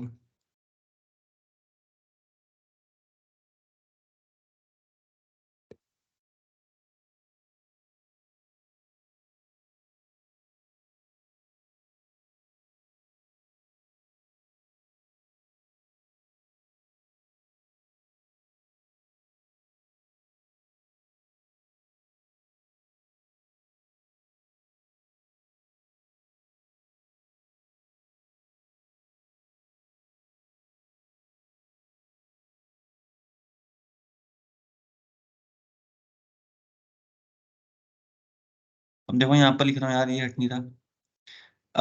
जैसे आपका सबनेट मास्क तो आप लोगों को पता ही है ना?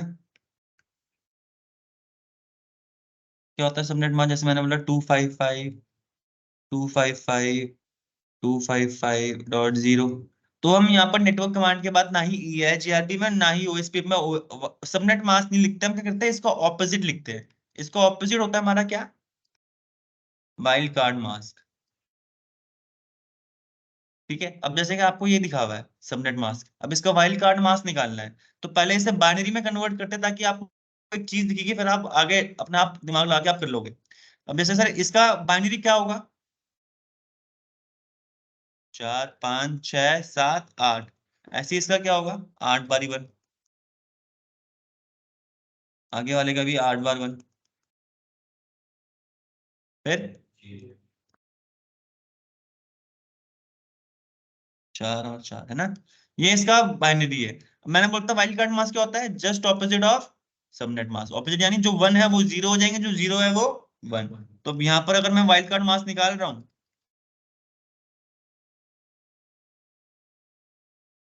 क्या बन जाएगा? 1 सारे 0। ठीक है, 4 0 और 4 0। फिर यहाँ पर भी सारे 0 हो जाएंगे, है ना बॉस? यहाँ पर भी 0 हो जाएंगे कि सारे बनते ऊपर। और यहाँ पर क्या हो जाएंगे? सारे 1। ठीक है, यहाँ पर एक एक्स्ट्रा 1 है। क्लियर है? तो अब इसकी वैल्यू क्या बन जाएगी? 0 0 0 ये है। अब ये बन जाएगा आपका वाइल्ड कार्ड मास्क। क्लियर है? अब चलो फिर यहाँ पे एक काम करता हूँ, मैं दे रहा हूँ /26 है। तो फटाफट से इसका मुझे बताना क्या बनेगा इसका सबनेट मास्क। बताओ बताओ, सबनेट मास्क बताओ, सबनेट मास्क। 255, 255, 255, 192। कोई दिक्कत नहीं, 192, 198। Subnet mask. ठीक है, कोई दिक्कत नहीं सर, गलती अपनी, तुम्हारी गलती है, इसे थोड़ा अपना करेक्ट करनी पड़ेगी। ठीक है, अब ये तो आपने सबनेट मास्क निकाल लिया। अब इसका बाइनरी निकालना है, वाइल्ड कार्ड मास्क निकालना है। तो क्या बनेगा आपको? क्या एक बच्चों की तरह जो अप्रोच होती है ना, वो बताई मैंने आपको। पहले इसे बाइनरी में कन्वर्ट कर लो। 1 1 1 1। अरे वो तो आप स्मार्ट हो गए, मुझे देख के समझ में आ गया। 4 ये हो गए, यहाँ पर 1 1 1 हो गए, बाइनरी में कन्वर्ट कर लिया। हमेशा आपको बाइनरी में कन्वर्ट करने की जरूरत नहीं है, बट आपको इसका फंडामेंटल पता होगा ना, तो आप बाद में भूल भी जाओ कंसेप्ट तो कोई दिक्कत नहीं है, कोई परेशानी नहीं है। 4 और 4, और फिर 192 को लिखते हैं हम, 1 2, ऐसे लिखते हैं। इसका ऑपोजिट क्या हो जाएगा बॉस? वाइल्ड कार्ड मास में क्या हो जाएगा? WM लिख रहा हूँ, वाइल्ड कार्ड मास। ठीक है, ये 0 सारे 0 हो जाएंगे, ये भी सारे 0 हो जाएंगे, ये भी सारे 0 हो जाएंगे। अगर अभी फालतू 0 हो जाना माफ कर देना यार। और ये 0 0 1 1 1 1 1 1। 3 3 6, ये फालतू एक। क्लियर? तो अब इसकी वैल्यू क्या हो जाएगी? 0.0.0. अब इसको कैलकुलेट करके क्या बन जाएगा? 63। बिल्कुल सही आंसर। ये बन गया आपका वाइल्ड कार्ड मास। तो आप नेटवर्क कमांड के बाद हम वाइल्ड कार्ड मास लिखते हैं। सबनेट मास पता है आपको, बट आपको पता है उसका ऑपोजिट लिखना है। तो जो अगर 255 होता है तो उसका ऑपोजिट क्या होगा? 0। 255 0, और 192 है तो आपको सिर्फ इसी में खोज करना है। 2 बार 1 होते हैं बाइनरी में। तो अब इसका उल्टा क्या हो जाएगा? ये 0 हो जाएंगे, सारे 1 हो जाएंगे। तो कैलकुलेट कर लोगे तो आपको सीधा वो फाइंड कर लोगे। डन है? सेकंड दीजिएगा, हटाने का ही नहीं रहा यार अब।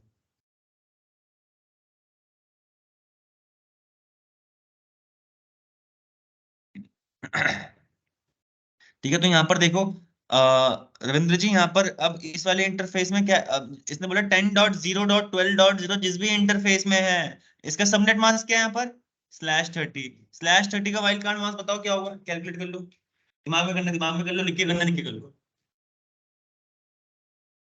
बिल्कुल सही आंसर सर। रवि जी एक बार कैलकुलेट करके बताओ। करो करो करो, वाइल्ड कार्ड मास्क।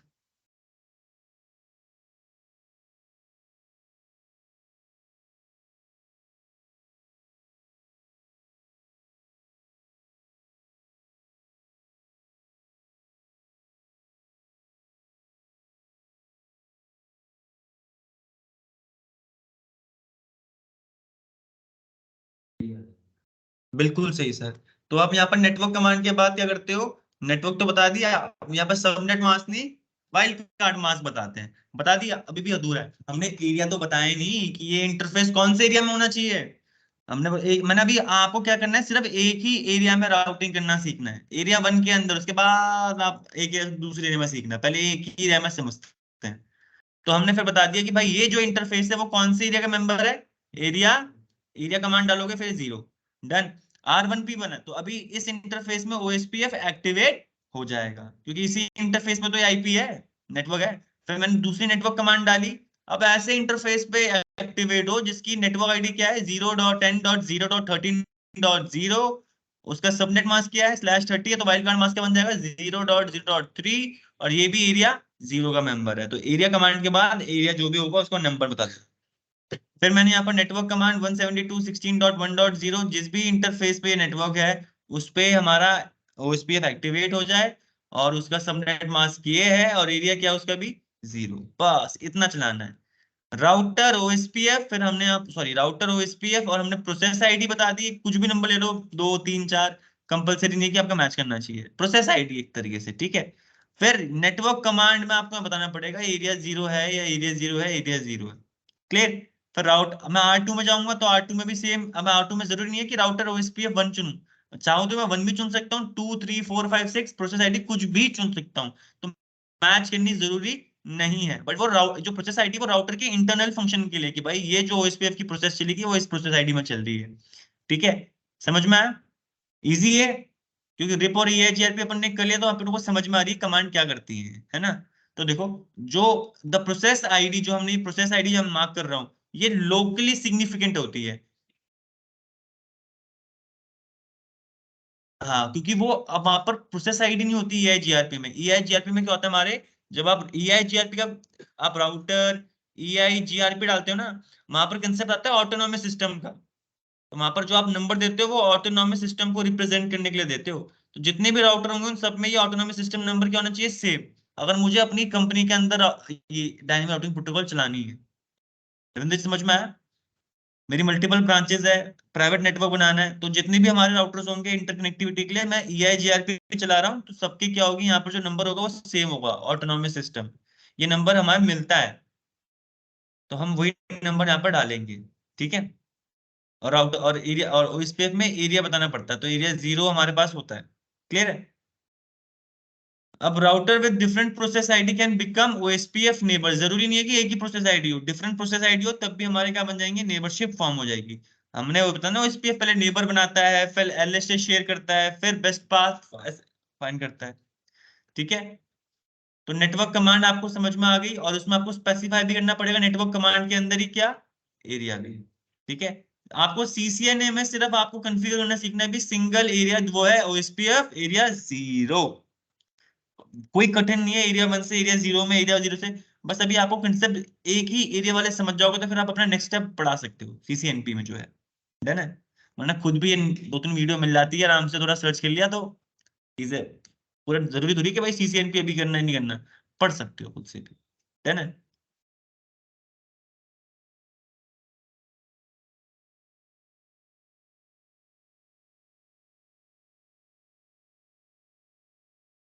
हाँ, तो वही एक सेकंड।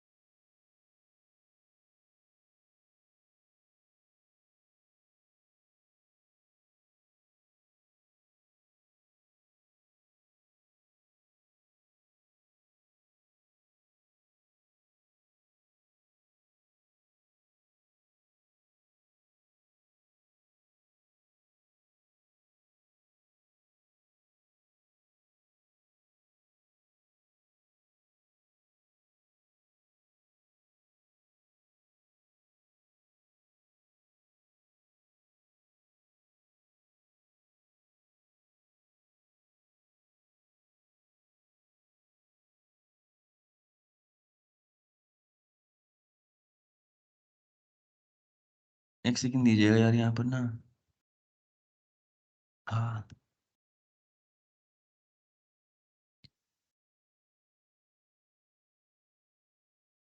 ठीक है। ठीक है, समझ में आया? तो देखो ओएसपीएफ के नेटवर्क कमांड आपको पता है कि नेटवर्क कमांड क्या करती है, जिस भी इंटरफेस में वो नेटवर्क हो उस इंटरफेस में ओएसपीएफ एक्टिवेट हो जाए और एरिया बता देना उस इंटरफेस में, एक ही एरिया का मेंबर होना चाहिए। ठीक है। ऐसे ही देखो मैंने पैसिव इंटरफेस की कमांड भी बताई थी लास्ट क्लास में। पैसिव इंटरफेस हम बताना पड़ता है। देखो आपने यहाँ पर क्या किया, अब आपको आपको एक चीज दिख रही है, ये जो गिग 0/R1 का gig2/0 है, जहां मेरा कर्सर मूव कर रहा है अभी, gig2/0। सर ये सामने एक लोकल एरिया नेटवर्क से कनेक्टेड है। आपने यहाँ ओएसपीएफ चला दिया तो यहाँ पर ओएसपीएफ की इंफॉर्मेशन शेयर होगी आगे, नेबरशिप फॉर्म करने के लिए मैसेज भेजेगा वो, भेजेगा नेबरशिप फॉर्म करने के लिए मैसेजेस भेजता है ये। सर क्या होगा, यहाँ पर राउटर है कोई लोकल नेटवर्क, तो हम बेफालतू में सेंड कर रहे हैं ना, बट हमें इस नेटवर्क के बारे में एडवर्टाइज करना है बाकी लोगों को। तो हम क्या करते हैं, नेटवर्क कमांड में जरूर, यहाँ नेटवर्क कमांड में चलाएंगे, जरूरी है कि इस इंटरफेस में ओएसपीएफ एक्टिवेट हो जाए, बट यहाँ से मैसेजेस ओएसपीएफ के आगे फॉरवर्ड ना हो, तो एक कमांड होती है पैसिव इंटरफेस। तो कौन सी कमांड होती है, पैसिव इंटरफेस। तो ये अगर हमने कमांड चला दी और यहाँ पर इंटरफेस का नाम बता दिया, तो वहां पर ओएसपीएफ तो एक्टिवेट रहेगा, बट वहां से वो मैसेजेस फॉरवर्ड नहीं करेगा, ओएसपीएफ के हेलो मैसेज आगे फॉरवर्ड नहीं करेगा, नेबरशिप फॉर्म करने के मैसेज फॉरवर्ड नहीं करेगा, एलएसए फॉरवर्ड नहीं करेगा। क्लियर है, वहां भेजने का फायदा ही नहीं है। तो हम पैसिव इंटरफेस में ही उसी के जहां भी मैं राउटर ओएसपीएफ बता दिया, इसी कमांड के इसी इसी कन्फिग्रेशन के अंदर चलाना है। यहाँ पर देखो कन्फिग राउटर में हूं मैं अभी भी, तो राउटर पैसिव हाइफन इंटरफेस और उस इंटरफेस का नाम। ठीक है, मैंने EIJP में कमांड चला के बताई थी। पैसिव इंटरफेस बताता है router to stop sending OSPF के हेलो मैसेजेस। पहले नेबरशिप फॉर्म होती है ना, तो वहां पर वो हेलो मैसेज भेजता है ओएसपीएफ। ठीक है। However, router will continue to send LSA informing its neighbor about the subnet। यहां से हेलो मैसेज नहीं भेजेगा, बट इस सबनेट के बारे में बाकी लोगों को बताएगा। ठीक है। तो पैसिव इंटरफेस बहुत काम की चीज होती है, हम यूज लाते हैं नेटवर्क में। डन। अब सर मैंने आपको लास्ट क्लास में एक और कमांड बताई थी, show IP protocol command. Show IP protocol command से पता चलता है कि कौन से एरिया के हम member, sorry, show IP protocol से पता चलता है कि हम कौन सी डायनेमिक राउटिंग प्रोटोकॉल चला रहे हैं। तो देखो मैंने यहाँ पर, अगर आप देख पा रहे होगे, यहाँ पर कमांड लिखी है ना मैंने यहाँ पर, क्या लिखी हुई है, शो आईपी प्रोटोकॉल। तो आपके पास आउटपुट आएगा क्या, राउटिंग प्रोटोकॉल कौन सी है, ओएसपीएफ, और जो प्रोसेस आईडी आपने वो बता दी। ठीक है। इसने बोला कि भाई आप यहाँ पर कौन कौन से नेटवर्क की इंफॉर्मेशन है, कौन कौन से इंटरफेस में आते हो, राउटिंग फॉर नेटवर्क, यानी कौन कौन से इंटरफेस में ये चल रखा है, जिस भी इंटरफेस में ये नेटवर्क है, जिस भी इंटरफेस में ये नेटवर्क है, जिस भी इंटरफेस में ये नेटवर्क है। क्लियर है। फिर यहाँ बताया मैक्स पाथ, एक पर्टिकुलर डेस्टिनेशन तक पहुंचने के लिए आप कितने मैक्सिमम पाथ लर्न कर सकते हो। मैंने बताया मल्टीपल पाथ होते हैं, फिर उसमें से बेस्ट पाथ आता है। तो बाय डिफॉल्ट कितने मैक्सिमम पाथ होते हैं एक डेस्टिनेशन के पहुंचने के लिए, 4। आप चाहो तो बढ़ा भी सकते हो, कम भी कर सकते हो। ठीक है। ऐसे ही यहाँ पर इसने बताया पैसिव इंटरफेस है कोई, हमने पैसिव इंटरफेस बनाया था ना, R2 के गिग 0/2/0 को, जो लोकल एरिया R1 के gig2/0 को, जो हमारे लोकल एरिया नेटवर्क से कनेक्टेड, तो उसने वो भी बता दिया कौन सा इंटरफेस पैसिव इंटरफेस है। ठीक है। और कौन कौन से राउटर से इसके पास इंफॉर्मेशन आ रही है, वो 4.4.4, 2.2.2, 3.3.3 और इससे भी आ रही है। ठीक है। और डिस्टेंस लिखा हुआ है। सर मैंने आपको बताई थी एडी वैल्यू, याद है किसी को, एडमिनिस्ट्रेटिव डिस्टेंस कौन सी होती है, जब देखो जब मेरी कंपनी के अंदर मल्टीपल राउटिंग प्रोटोकॉल चल रही है, मैं ओएसपीएफ भी चल रही है, रिप भी चल रही है, तो सर किसकी बात मानी जाएगी। सर देखो बेस्ट पाथ तो मैट्रिक्स से आता था, एक वैल्यू होती थी एडी वैल्यू। एडी वैल्यू ये बताती है कौन सी राउटिंग प्रोटोकॉल ज्यादा ट्रस्टी है। तो हर राउटिंग प्रोटोकॉल की डिफरेंट डिफरेंट वो थी। जैसे कनेक्टेड नेटवर्क की एडी वैल्यू होती है 0, स्टैटिक राउटिंग की एडी वैल्यू होती है 1, EIGRP की एडी वैल्यू होती है 90, ओएसपीएफ की एडी वैल्यू होती है 110, लिखी हुई है।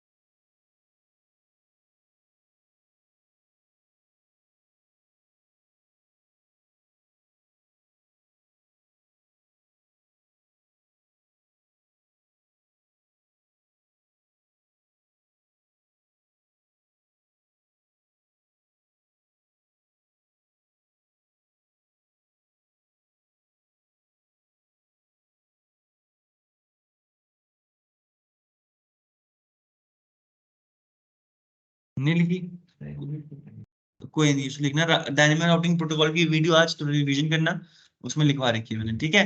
तो यहाँ पर देखो हमारी ओएसपीएफ की ईडी वैल्यू क्या होती है 110, यहाँ पर कंफर्म भी है। डन है, ठीक है। तो अब देखो यहाँ पर देखोगे ना, यहाँ पर देखो, चलो कोई नहीं कोई नहीं, यहाँ पर देखो अभी जो छूट गया उसे लिखना जरूरी है, मत भूलना भूलना, वरना नोट्स मिल रहा है उसमें सब चीजें एक बार कंफर्म कर लेने की भाई मैंने नोट्स लिखे नहीं लिखे। तो देखो जब राउटर एलएसए फॉरवर्ड करता है तो कैसे पता चलता है कौन से राउटर का एलएसए आ रहा है? आगे ऊपर क्या लिखा हुआ है? Router ID. एक राउटर की आईडी भी होती है, या तो आप मैन्युअली भी दे सकते हो या तो खुद से भी दे सकता है, ठीक है। तो यहाँ पर R4 भेजा, तो इसकी राउटर आईडी हमने क्या दे रखी होगी 4.4.4, एक आईपी दे रखी है इसकी पहचान। तो राउटर आईडी हम कैसे देते हैं? अब देखो राउटर आईडी हमारी इसमें होती है, या तो आप मैन्युअली राउटर आईडी कॉन्फ़िगर कर दो, या तो जो हाईएस्ट आईपी आपके लूप बैक इंटरफेस में होती है। लूप बैक इंटरफेस मैंने आपको नहीं पढ़ाया। लूप बैक इंटरफेस हमारा क्या होता है? राउट आपने जैसे कि राउटर को एक उसकी खुद की पहचान दे दो, तो एक आईपी दे दी घुमा फिरा के। आपके फिजिकल इंटरफेस तो डाउन हो सकते हैं, मानते हो? फिजिकल इंटरफेस समझते हो? R1 है, ठीक है, नेटवर्क समझना।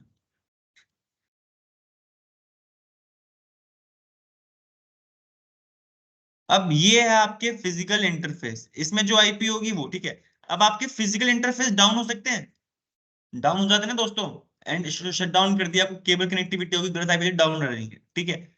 भाई ये तो डाउन हो जाएंगे, फिर राउटर तक क्या, राउटर तक हम क्या पता ये वाला इंटरफेस डाउन हो गया, हम यहाँ से डेटा डेटा भिजवा पाए, तो हम क्या करते हैं लूप बैक एड्रेस देते हैं अपने राउटर्स को। क्या देते हैं?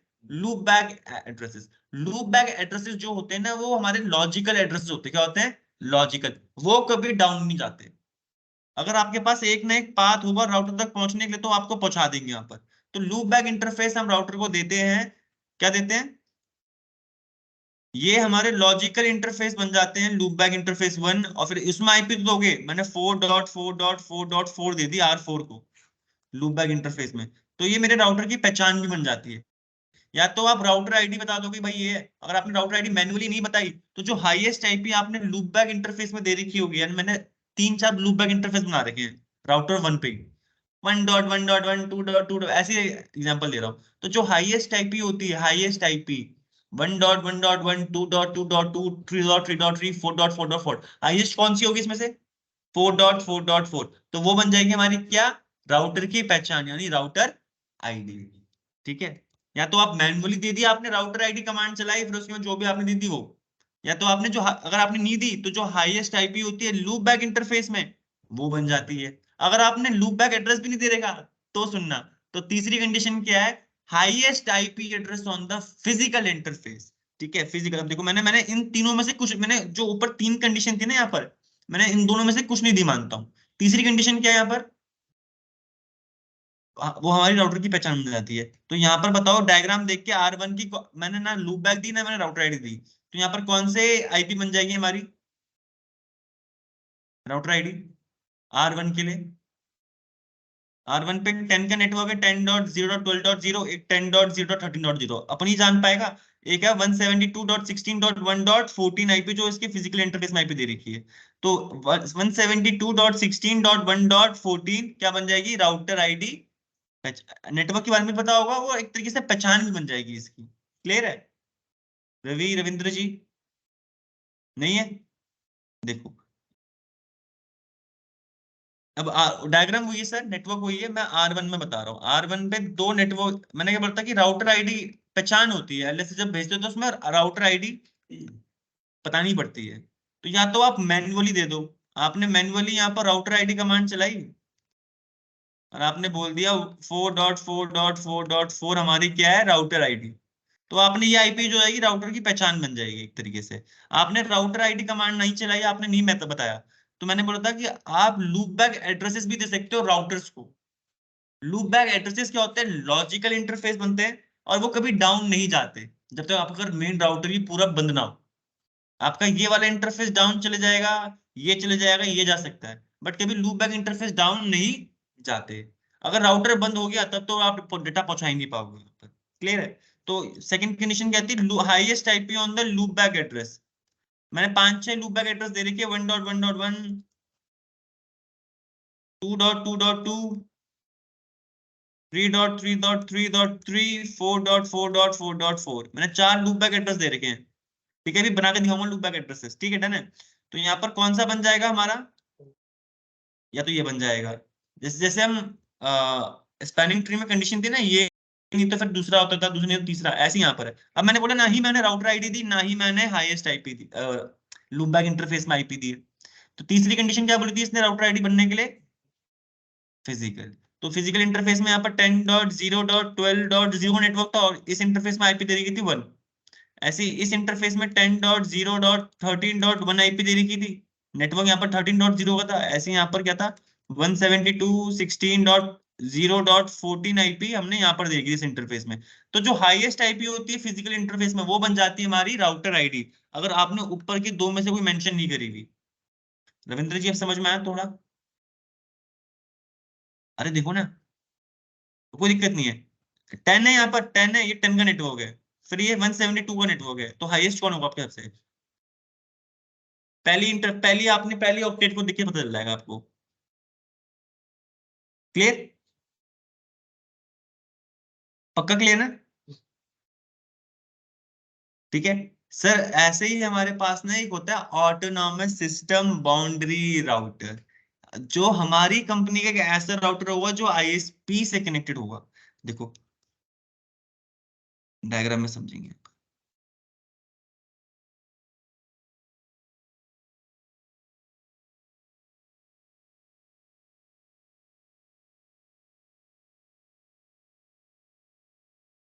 ये मेरी कंपनी का नेटवर्क है यहाँ पर, ठीक है। तो ये इंटरनली किसी भी यहाँ पर R2 में यहाँ पर एक लोकल एरिया नेटवर्क है, आर R3 में भी यहाँ पर एक लोकल एरिया नेटवर्क है, R4 में भी यहाँ पर क्या है, एक लोकल एरिया, सेम R1 में भी यहाँ पर था R1, बट हमारे इंटरनेट से भी कनेक्टेड है, यानी आईएसपी के नेटवर्क से भी यहाँ पर आईएसपी का एक राउटर होगा, ठीक है। अब जो आपका R1 है, अब आपको इंटरनली डेटा भिजवाना है, ये सेम एरिया के अंदर, ये क्या है, सेम एरिया के अंदर, यहाँ पर एरिया 0 के अंदर, ठीक है। तो यहाँ पर राउट एलएसएस शेयर हो जाएंगे। सर आपको दिख रहा है R1 आपके आईएसपी से भी कनेक्टेड है, ये तो मेरी कंपनी है एक सिंगल।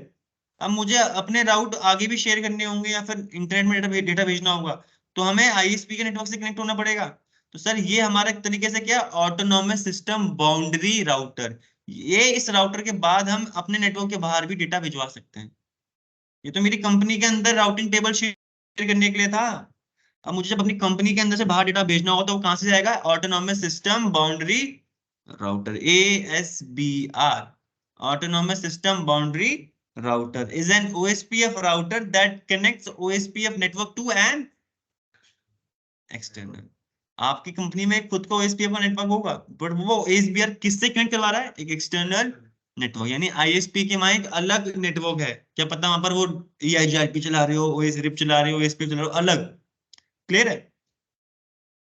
और एक R1 को हमने इंटरनेट से कनेक्ट करवाना है, तो यहाँ पर हमें डिफॉल्ट इंफॉर्मेशन ऑरिजिनेट कमांड भी चलानी पड़ती है, कि अरे अरे याद है ये वाली आईपी, किसी को याद है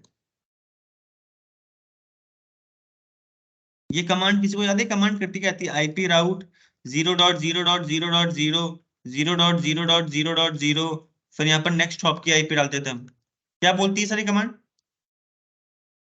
ये स्टैटिक राउटिंग करने की कमांड है, भेज देना। अब यहाँ पर ये 0 क्या बोल रही है भाई, मेरे को नहीं पता कौन सी आईपी, तुम्हारे पास राउटर के पास एक आईपी है, एक डेस्टिनेशन की आईपी जो राउटर की राउटिंग टेबल में नहीं थी, बट आपने ये कमांड चला रखी थी राउटर को, भाई साहब अगर ऐसी कोई भी आईपी हो जिसको राउटिंग टेबल में इंफॉर्मेशन ना हो, उसका कोई भी सबनेट मास्क ना पता, आपको पता नहीं है राउटिंग टेबल में, आप नेक्स्ट हॉप के पास भेज देना। तो हम अपने मैंने R1 पे ये कमांड चला रखी थी, भाई अगर ऐसी पैकेट आया तेरे पास जो तेरे नेटवर्क के बारे में तो कोई इन्फॉर्मेशन नहीं है, तो किसके पास भेज देगा, आईएसपी के राउटर के पास। तो ये तो मैंने इसमें चलाई। अब आप चाहते हो कि भाई आप अपने नेटवर्क में सबको बताना चाहते हो, भाई अगर आप ऐसे पैकेट भेजना चाहते हो जो आपको नहीं पता, तो R3 भेजेगा R2 के पास, R2 भेजेगा R1 के पास, R1 भिजवा देगा इसके पास।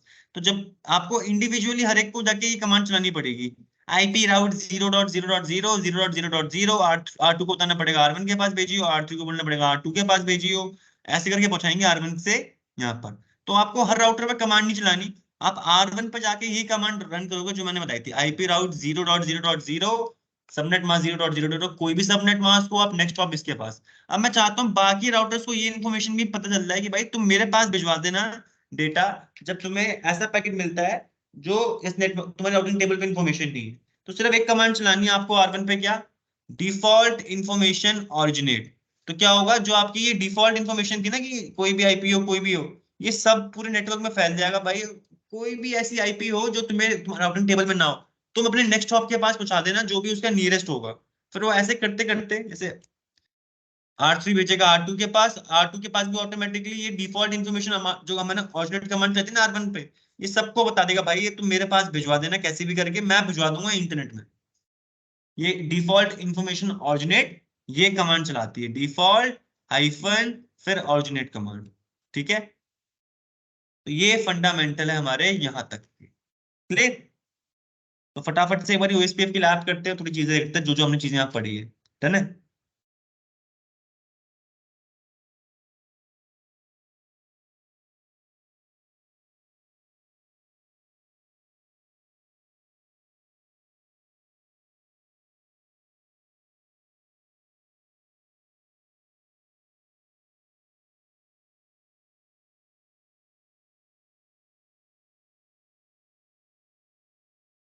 यहाँ पर देखना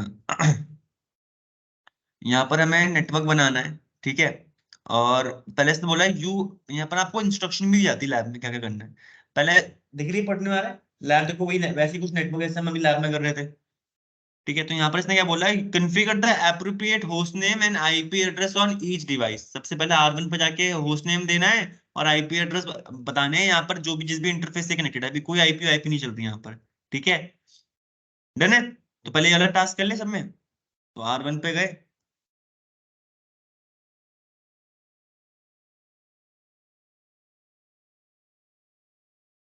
इनेबल टाइप किया, होस्ट नेम देना क्योंकि R1 है तो बताना पड़ेगा अपने नेटवर्क में।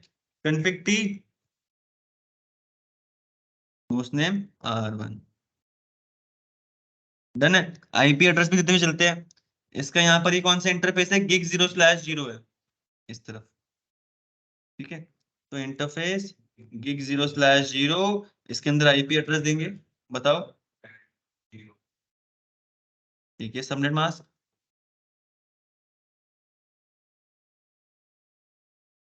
252, बिल्कुल सही।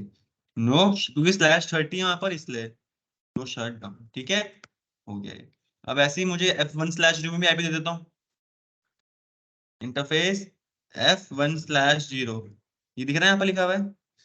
ठीक है, तो यहाँ पर आईपी क्या आएगी सर, आईपी एड्रेस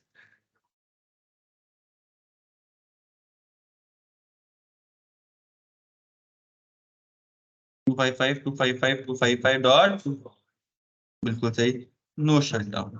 ठीक है, अब चलते हैं R2 के पास, इस वाले को भी देखते हैं चलो। ठीक है, इंटरफेस एक्चुअली ये हमारे देखो, ये तो ये हमारे उससे कनेक्टेड है, आईएसपी के राउटर से, आईएसपी राउटर 1। जो मैंने डायग्राम देती ना, यहाँ तो हमारा अपना नेटवर्क था।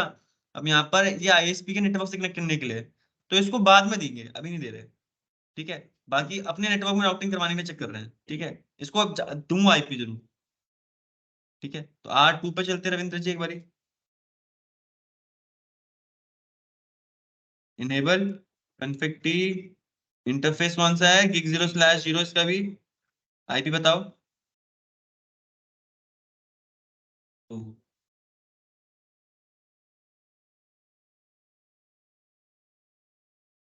ठीक है, इंटरफेस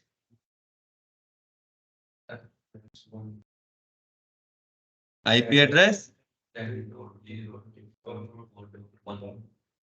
ठीक है।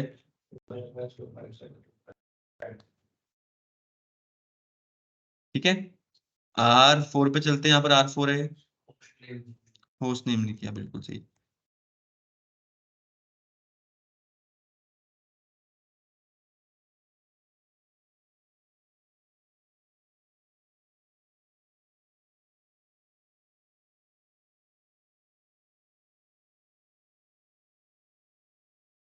ठीक है, R4 है ये। फिर इंटरफेस कौन सा है इसका, 1/0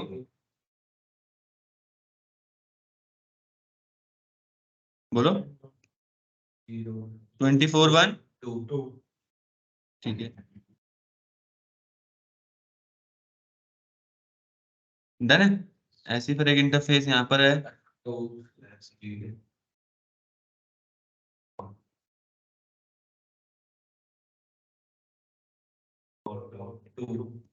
ठीक है,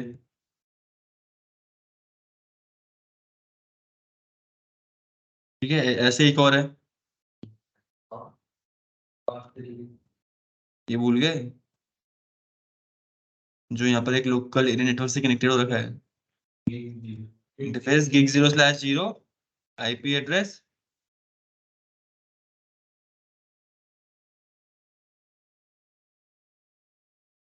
254, ठीक है।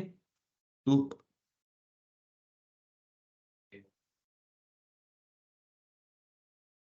ठीक है, पीसी में भी आईपी देते हैं यहाँ पर,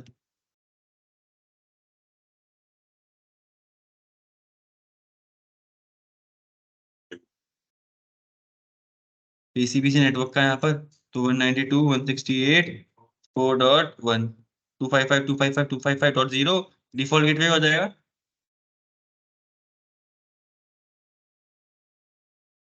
टू फिफ्टी फोर है ना, ठीक है। अब ऐसे जाएंगे R3 पे,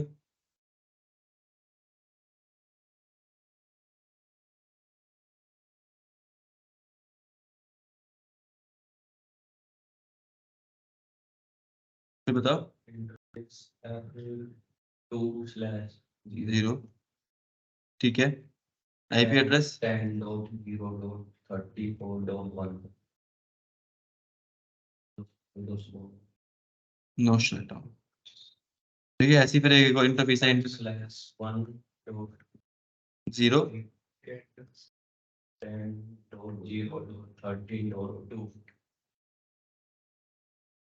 255.255.255.252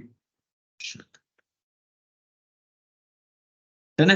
तो यहाँ पर अब देखो, इनकी राउटिंग टेबल में सिर्फ डायरेक्टली कनेक्टेड नेटवर्क की इंफॉर्मेशन होगी, चाहे आप R1 पे चले जाओ, R2 पे चले जाओ, देखो राउटिंग टेबल कैसे देखते हैं, क्या कमांड होती है राउटिंग टेबल देखने की, IP route, show IP route command ही होती है राउटिंग टेबल देखने की। एंटर मारूंगा तो यहाँ पर देखो सिर्फ डायरेक्टली कनेक्टेड नेटवर्क के बारे में पता है, 10.0.2.0 के बारे में पता है, और 10.0.13.0 के बाद R1 पे हूं मैं, इस नेटवर्क के बारे में पता है और इस नेटवर्क के बारे में पता है, अभी डायरेक्टली कनेक्टेड नेटवर्क के बारे में ही पता है, ठीक है। अब यहाँ पर क्या चलाना है ओएस, अब देखो सेकंड स्टेप क्या बोला इसने, इसने बोला सुमित सर ओएसपी चलाने से पहले इसने क्या बोला, इसने बोला आपको लूप बैक इंटरफेस भी दो हर राउटर पे, अगर R1 है तो 1.1.1.1 और /32, लूप बैक एड्रेसेस हमेशा /32 के प्रीफिक्स के साथ ही डलते हैं, एक ही आईपी है इसलिए, यानी /32, कोई नेटवर्क नहीं है, एक ही आईपी हमेशा क्या होती है, /32 होती है ना। तो R1 पे एक लूप बैक इंटरफेस देते हैं 1.1.1, फिर ऐसे इसने बोला R2 के लिए क्या होना चाहिए 2.2.2./32, सो ऑन, R3 के लिए भी फिर 3.3.3.3/2032, ऐसे R4 के लिए। तो लूप बैक इंटरफेस देने की कमांड क्या होती है देखो, तो पहले देखो मैं आपको इंटरफेस दिखा दूं अभी राउटर 1 के, क्या कमांड होती है, do show IP interface brief, दो इंटरफेस दिख रहे हैं, एक इंटरफेस ये रहा, एक इंटरफेस ये रहा, कितने इंटरफेस है यहाँ पर, 4 इंटरफेस है अभी, कोई लूप बैक इंटरफेस हमारे राउटर पे अभी नहीं था, ठीक है। अभी देखना चेंजेस देखना, अभी मैं R1 कौन सा राउटर पे हूं मैं, तो लूप बैक इंटरफेस की कमांड क्या होती है, इंटरफेस टाइप करना, लूप बैक टाइप करना, फिर अपने हिसाब से जीरो बोल रहा है वो जीरो, अब देखो क्वेश्चन मार्क मारते उसने बोला कितने लूप बैक इंटरफेस बना सकते हो, 0 से लेके 214748364 तक, इतने सारे लूप बैक इंटरफेस आप बना सकते हो। तो मैंने लूप बैक 0 शुरू करता हूँ, लूप बैक 0 नाम किया मैंने, चाहे तो आप लूप बैक 1 ले लो, 2 ले लो, कोई भी ले लो, इंटरफेस का नाम है लूप बैक का, तुरंत आपका इंटरफेस अप हो गया, ठीक है। फिर मैंने यहाँ पर आईपी एड्रेस दे रहा हूँ, आईपी एड्रेस 1.1.1.1, और स्लैश वाली क्या आती है इसकी, 32 होती है लूप बैक एड्रेस की हमेशा, 255.255.255.255, एंटर किया, नो शटडाउन कमांड चला दी। Do show IP interface command चलाऊंगा तो आप देखो कुछ चेंज दिख रहा है आपको। लूपबैक जीरो के नाम से एक इंटरफेस क्रिएट हुआ, उसमें आईपी क्या है 1.1.1, और वो स्टेटस भी अब यानी इसका नो शटडाउन कमांड के बाद जो लेयर 1 प्रोटोकॉल है वो एक्टिवेट होगी, और लेयर 2 में भी सामने भी एक्टिवेट है। ठीक है, क्लियर है। R2 में चलेंगे, लूपबैक इंटरफेस देना है ना R2 में भी सर। कैसे देंगे लूपबैक इंटरफेस? इंटरफेस कमांड और फिर लूपबैक टाइप कर दो, चाहे 0 दो 1 दो कुछ भी, तो मैं 1 दे रहा हूँ, इसमें कोई दिक्कत नहीं। आप 0 भी दे सकते हो, कोई दिक्कत नहीं है। मैं तो आपको दिखा रहा हूँ कि 1 भी दे सकते हो, 2 भी दे सकते हो, अगले बारे में मैं 0 दे दूंगा, कोई दिक्कत नहीं। तो आप कुछ भी दे सकते हो। लूपबैक इंटरफेस है, इंटरफेस क्रिएट हो रहा है, इसमें आईपी देनी है क्या? नहीं नहीं, 2.2.2.2। ठीक है रविंद्र जी। नो शट, वैसे भी शटडाउन की जरूरत नहीं होती, पहले से ही अप होता है वो। R4 पे जाऊंगा,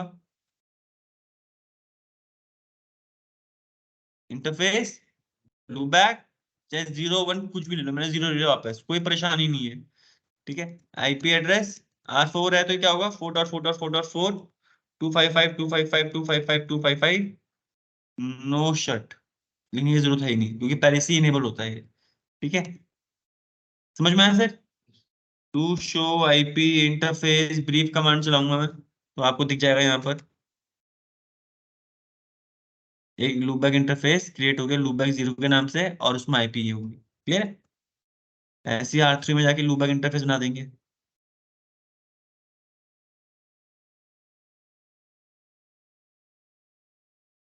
आप LO लिख के 0 तो कोई दिक्कत नहीं है, आप चाहे तुरंत एक लूपबैक इंटरफेस शॉर्ट में लिखा है मैंने वो। ठीक है, लूपबैक इंटरफेस क्रिएट होगा 0 के नाम से, IP address 3.3.3.3, 255 no shit.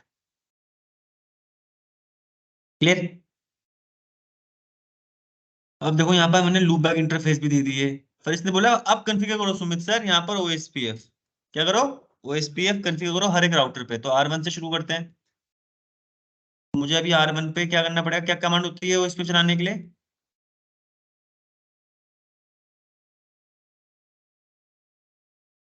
OSPF और फिर एक जो क्वेश्चन मांगोगे तो प्रोसेस आईडी बोल रहा है, मैंने 1 ले ली, कोई दिक्कत नहीं है। डन है। फिर नेटवर्क कमांड चलानी है बस। कौन से इंटरफेस में चलाना है बताओ सर? कौन से इंटरफेस में एक्टिवेट करना है OSPF? 10.0.12.0 जिस भी नेटवर्क से कनेक्टेड होगा, वाइल्ड कार्ड मास्क होगा 0.0.3। एरिया क्या आएगा? क्योंकि यहाँ पर पूरे नेटवर्क में हमारी कंपनी के एरिया 0 में ही काम करना है, में भी ठीक है, एरिया 0। क्या?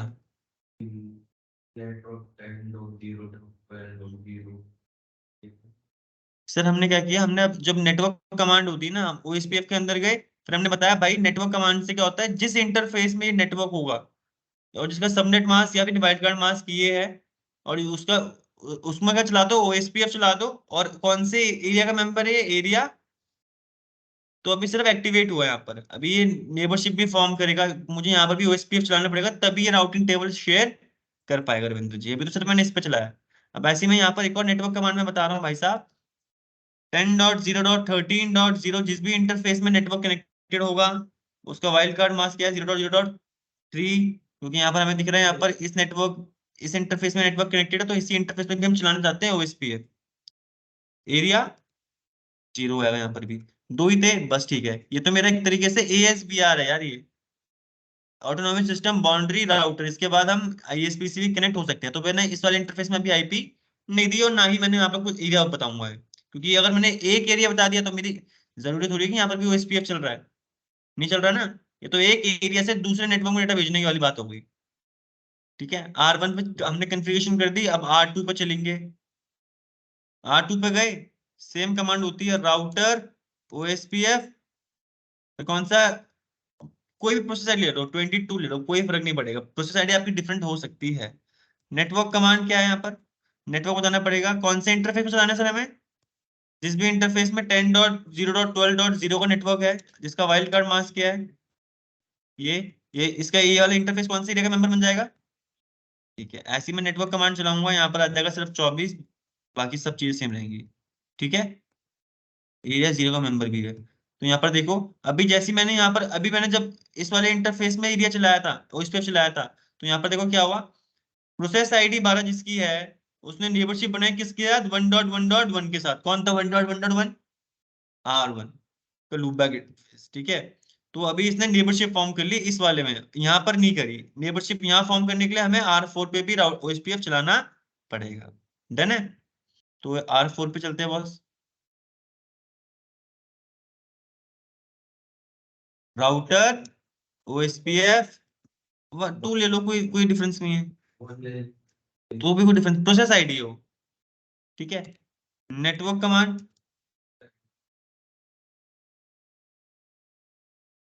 10.0.24.0 जिस भी इंटरफेस में नेटवर्क है, इसका वाइल्ड कार्ड मास्क 3 है। ठीक है, इनकम्प्लीट कमांड लिखा दिया इसने, यानी एरिया नहीं बताया, एरिया 0। अभी चल गई। ऐसे में इस बार अब देखो, अभी नेबरशिप की वो आएगी सिस्लो, आया ना। नेबरशिप किसने किसके साथ फॉर्म करी भी, R4 ने करी ना।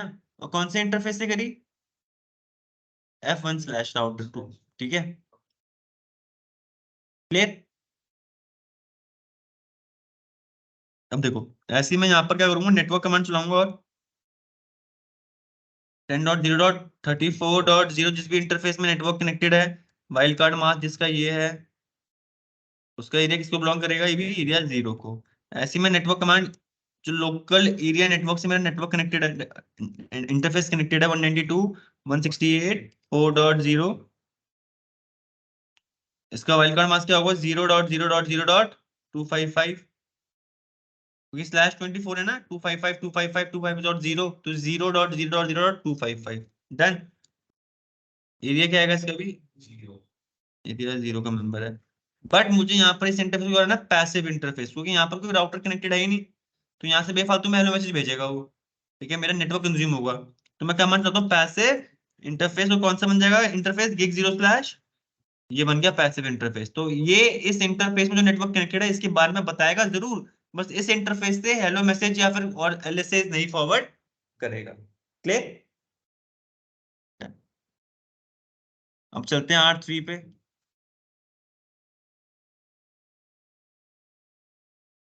R3 पे चलाना है राउटर, ओ OSPF 2 ले लिया मैंने यहाँ पर, process ID doesn't matter, network. इस इंटरफेस में चलाओ जिस इंटरफेस में ये नेटवर्क आईडी कनेक्टेड है, जिसका वाइल्ड कार्ड मास्क है 0.0.3, एरिया के इसके अंदर आएगा, एरिया 0 के अंदर। ऐसी नेटवर्क कमांड यहाँ पर वापस अप्लाइड होगी 30। ठीक है, देखो अभी यहाँ पर इसने बनाया 4.4 के साथ हमारा क्या बनाया, नेबरशिप बनाया, भी एक और बनाएगा, इसके साथ भी बनाएगा, R1 के साथ भी बनाएगा। क्लियर है। तो अब देखो यहाँ पर R1 की, देखो अभी इसने R3 ने अभी 1.1 के साथ भी नेबरशिप फॉर्म कर ली। पहले नेबरशिप बनती है, फिर यहाँ पर एलएसएस फॉरवर्ड होते हैं, फिर बेस्ट पाथ कैलकुलेट होता है। तो देखो अगर मैं R1 की राउटिंग टेबल देखूंगा, R1 पे गया, कहाँ पर हूँ मैं, R1 पे हूँ, do show IP route command चलाऊंगा, क्या दिखता है बॉस, राउटिंग टेबल दिख जाएगी। राउटिंग टेबल में यहाँ पर आ गया ना, ओ लिखा हुआ आ गया, ओ यानी ओएसपीएफ। अब यहाँ को ओएसपीएफ से जो जो नेटवर्क आए, 10.0.24.0 के नेटवर्क के बारे में आया। ये जो आगे लिखी हुई होती है यही आपकी एडी वैल्यू है। ओएसपीएफ चला तो एडी वैल्यू हमेशा 1110 होती है, और मैट्रिक्स क्या आ रही है, 2। कॉस्ट क्या आ रही है, 10.0.30। इस नेटवर्क तक पहुंचने के लिए एडी वैल्यू आ रही है ये, और मैट्रिक्स वैल्यू है ये। ऐसे ही मेरे पास इस नेटवर्क तक पहुंचने के लिए मेरे पास दो रास्ते आ रहे हैं। इनकी एडी वैल्यू तो हमारी, क्योंकि ओएसपी चला तो एडी वैल्यू फिक्स रहती है, और जो कॉस्ट होती है वो यहाँ पर दोनों की 3-3 आ गई, यानी मैट्रिक्स वैल्यू हमारी 3-3 आ गई। तो क्या हो गया यहाँ पर, लोड बैलेंसिंग। क्लियर।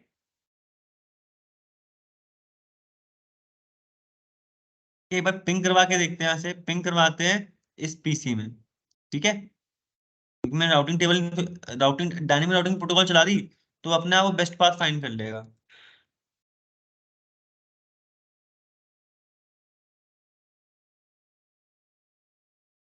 तो डू पिंग 192.168.4.1 को पिंग कर रहा हूँ, देखते हैं पिंग जाता है नहीं जाता।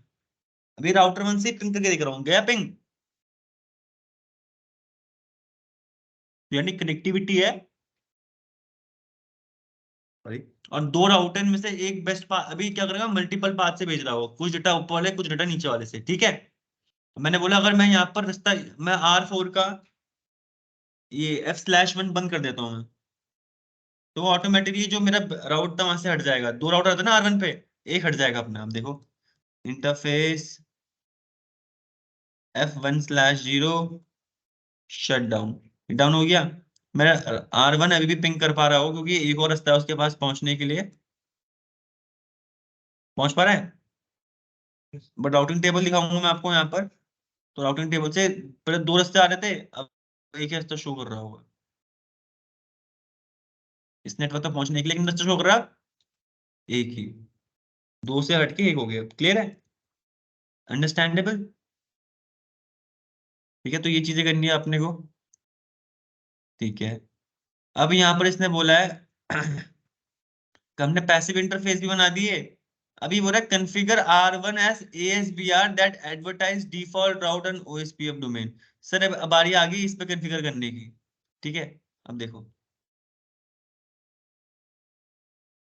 R1 पे चलता हूँ, R1 की मैंने राउटिंग प्रोटोकॉल दिखाई थी, यहाँ पर देखो gateway of the last resort is not set. मतलब कि भाई अगर तुम्हारे पास ऐसी आईपी आती है जिसके बारे में तुम्हें डेस्टिनेशन की आईपी आती है, तो तुम्हें नहीं पता तुम क्या करना चाहते हो, तो मैंने बोला वही कमांड, IP राउट 0.0.0.0 नेक्स्ट हॉप क्या है हमारा यहाँ पर 203.0.113.2, .1 यहाँ है, .2 यहाँ है, ठीक है, क्लियर है। बताओ तो, अच्छा एक और जीरो आएगा, बिल्कुल सही, जी बोल रहे हो ना रविंद्र जी, जी बोल रहे हो ना, डन। अभी मैंने गिग गिग 3/0 पे आईपी नहीं दी थी, यहाँ बताना पड़ेगा, तो interface gig3/0 IP address 203.0.113.1 255.255.255.252 no shut down, ठीक है। बट देखते हो सामने वाला सामने वाला होना चाहिए, वहां पर आईपी दे रखी है मैंने, डू पिंग 203.0.113.2। जो ISPR1 है ना, उसको देख रहा हूँ कि पिंग कर पा रहे हैं, आईपी दे रखी है हमने, यहाँ पर आईपी दे रखी थी उस इंटरफेस पे, क्लियर है। तो मुझे बताना है भाई, अगर ऐसा कोई भी आईपी हो जो तुम्हें नहीं पता, तुम कहाँ भेज दोगे, इसके पास। नेक्स्ट टॉप क्या हमारा 203.113.0, क्लियर। अब मैंने चाहता था कि ये मेरा ASBR है, क्योंकि इसका एक इंटरफेस ऐसे नेटवर्क से कनेक्टेड है, एक्सटर्नल नेटवर्क से, और कुछ इंटरफेस हमारे अपने कंपनी नेटवर्क से कनेक्टेड है। तो अपने नेटवर्क से डेटा तुम्हें बाहर भिजवाना होगा इंटरनेट में, तब तुम ASBR से आगे भिजवाते हो यहाँ पर, क्लियर। तो अब एक काम करते हैं, डिफॉल्ट इन्फॉर्मेशन ऑरिजिनेट कमांड चलाता हूँ मैं, देखो राउटर, एक सेकंड दीजिएगा, शो IP प्रोटोकॉल कमांड चलानी चली पड़ेगी यहाँ पर एक बार जानने के लिए।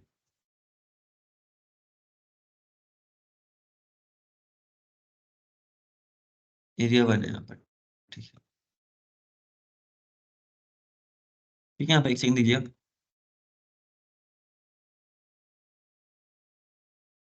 राउटर OSPF1 के अंदर जाऊंगा, वही जो लिखा था मैंने, क्या कमांड थी, default information originate, default hyphen information space originate command डालूंगा। तो जो मेरा डिफॉल्ट गेटवे है यहाँ पर, अब देखना, do show IP route command चला रहा हूँ, तो यहाँ पर देखो जो हमारा गेटवे सेट नहीं था वो हो गया, कि भाई अब तुम भेजोगे यहाँ पर अगर तुम्हें इस नेटवर्क तक पहुंचाना है, जो कि कुछ भी हो सकता है, क्लियर है। तो देखो अभी जब मैंने कमांड चलाई थी, ऑटोमेटिकली मेरे सारे राउटर में ये डिफॉल्ट इंफॉर्मेशन ऑरिजिन वाली कमांड डिफॉल्ट राउट भिजवा देगी, देखो शो IP राउट कमांड चलाऊंगा, डू लगा के, तो यहाँ पर देखो इसने बोला अगर कोई भी आईपी ऐसी हो जिसमें ना पता हो, तुम किसके पास भेजना, 10.0.12, कौन है ये, R1 का ये वाला इंटरफेस। ऐसी 8.4 की यहाँ पर देखते कमांड, डू शो IP राउट, देखो इसने क्या बोला, गेट पे तूने लास्ट रिजॉर्ट किया है 10.0.13.1। अगर तुम्हारे पास कोई ऐसा पैकेट आता है जो तुम्हें ना पता हो डेस्टिनेशन के नेटवर्क के बारे में, तुम फिर भी R3 के पास भेज देना। R3 के पास भी सेम कमांड होगी, R3 कहाँ भेज देगा, R1 के पास। R1 ऑटोमेटिकली भेज देगा ISP के राउटर के पास। ठीक है, तो बस यही था। आई होप आपको चीजें क्लियर होगी। OSPF चल रहा है, we are able to communicate, ये चीज आपको भी करनी है। तो आप घर पे जाके जो ये वाली टोपोलॉजी थी, कल भी बनाई थी आपने, आज भी बनाओगे और यहाँ पर राउटिंग कराओगे। ठीक है, clear, good, that's all for today. समझ में आ रहा है रविंद्र जी? इसमें इसमें भी OSPF चलाओगे? OSPF चलाओगे, एरिया 0 के मेंबर बनाना है हर एक इंटरफेस। कोई इंटरनेट से कनेक्ट करना। नहीं, इस तरह इतना करना है, वो इंटरनेट वाला मत करना है। इसमें देखना है कि इस नेटवर्क में जो पीसी हो, क्या वो इस नेटवर्क में डेटा भेज पा रहा है। राउटिंग टेबल देखना, प्रोटोकॉल चेक करना, और भी चीजें चेक करना। ठीक है,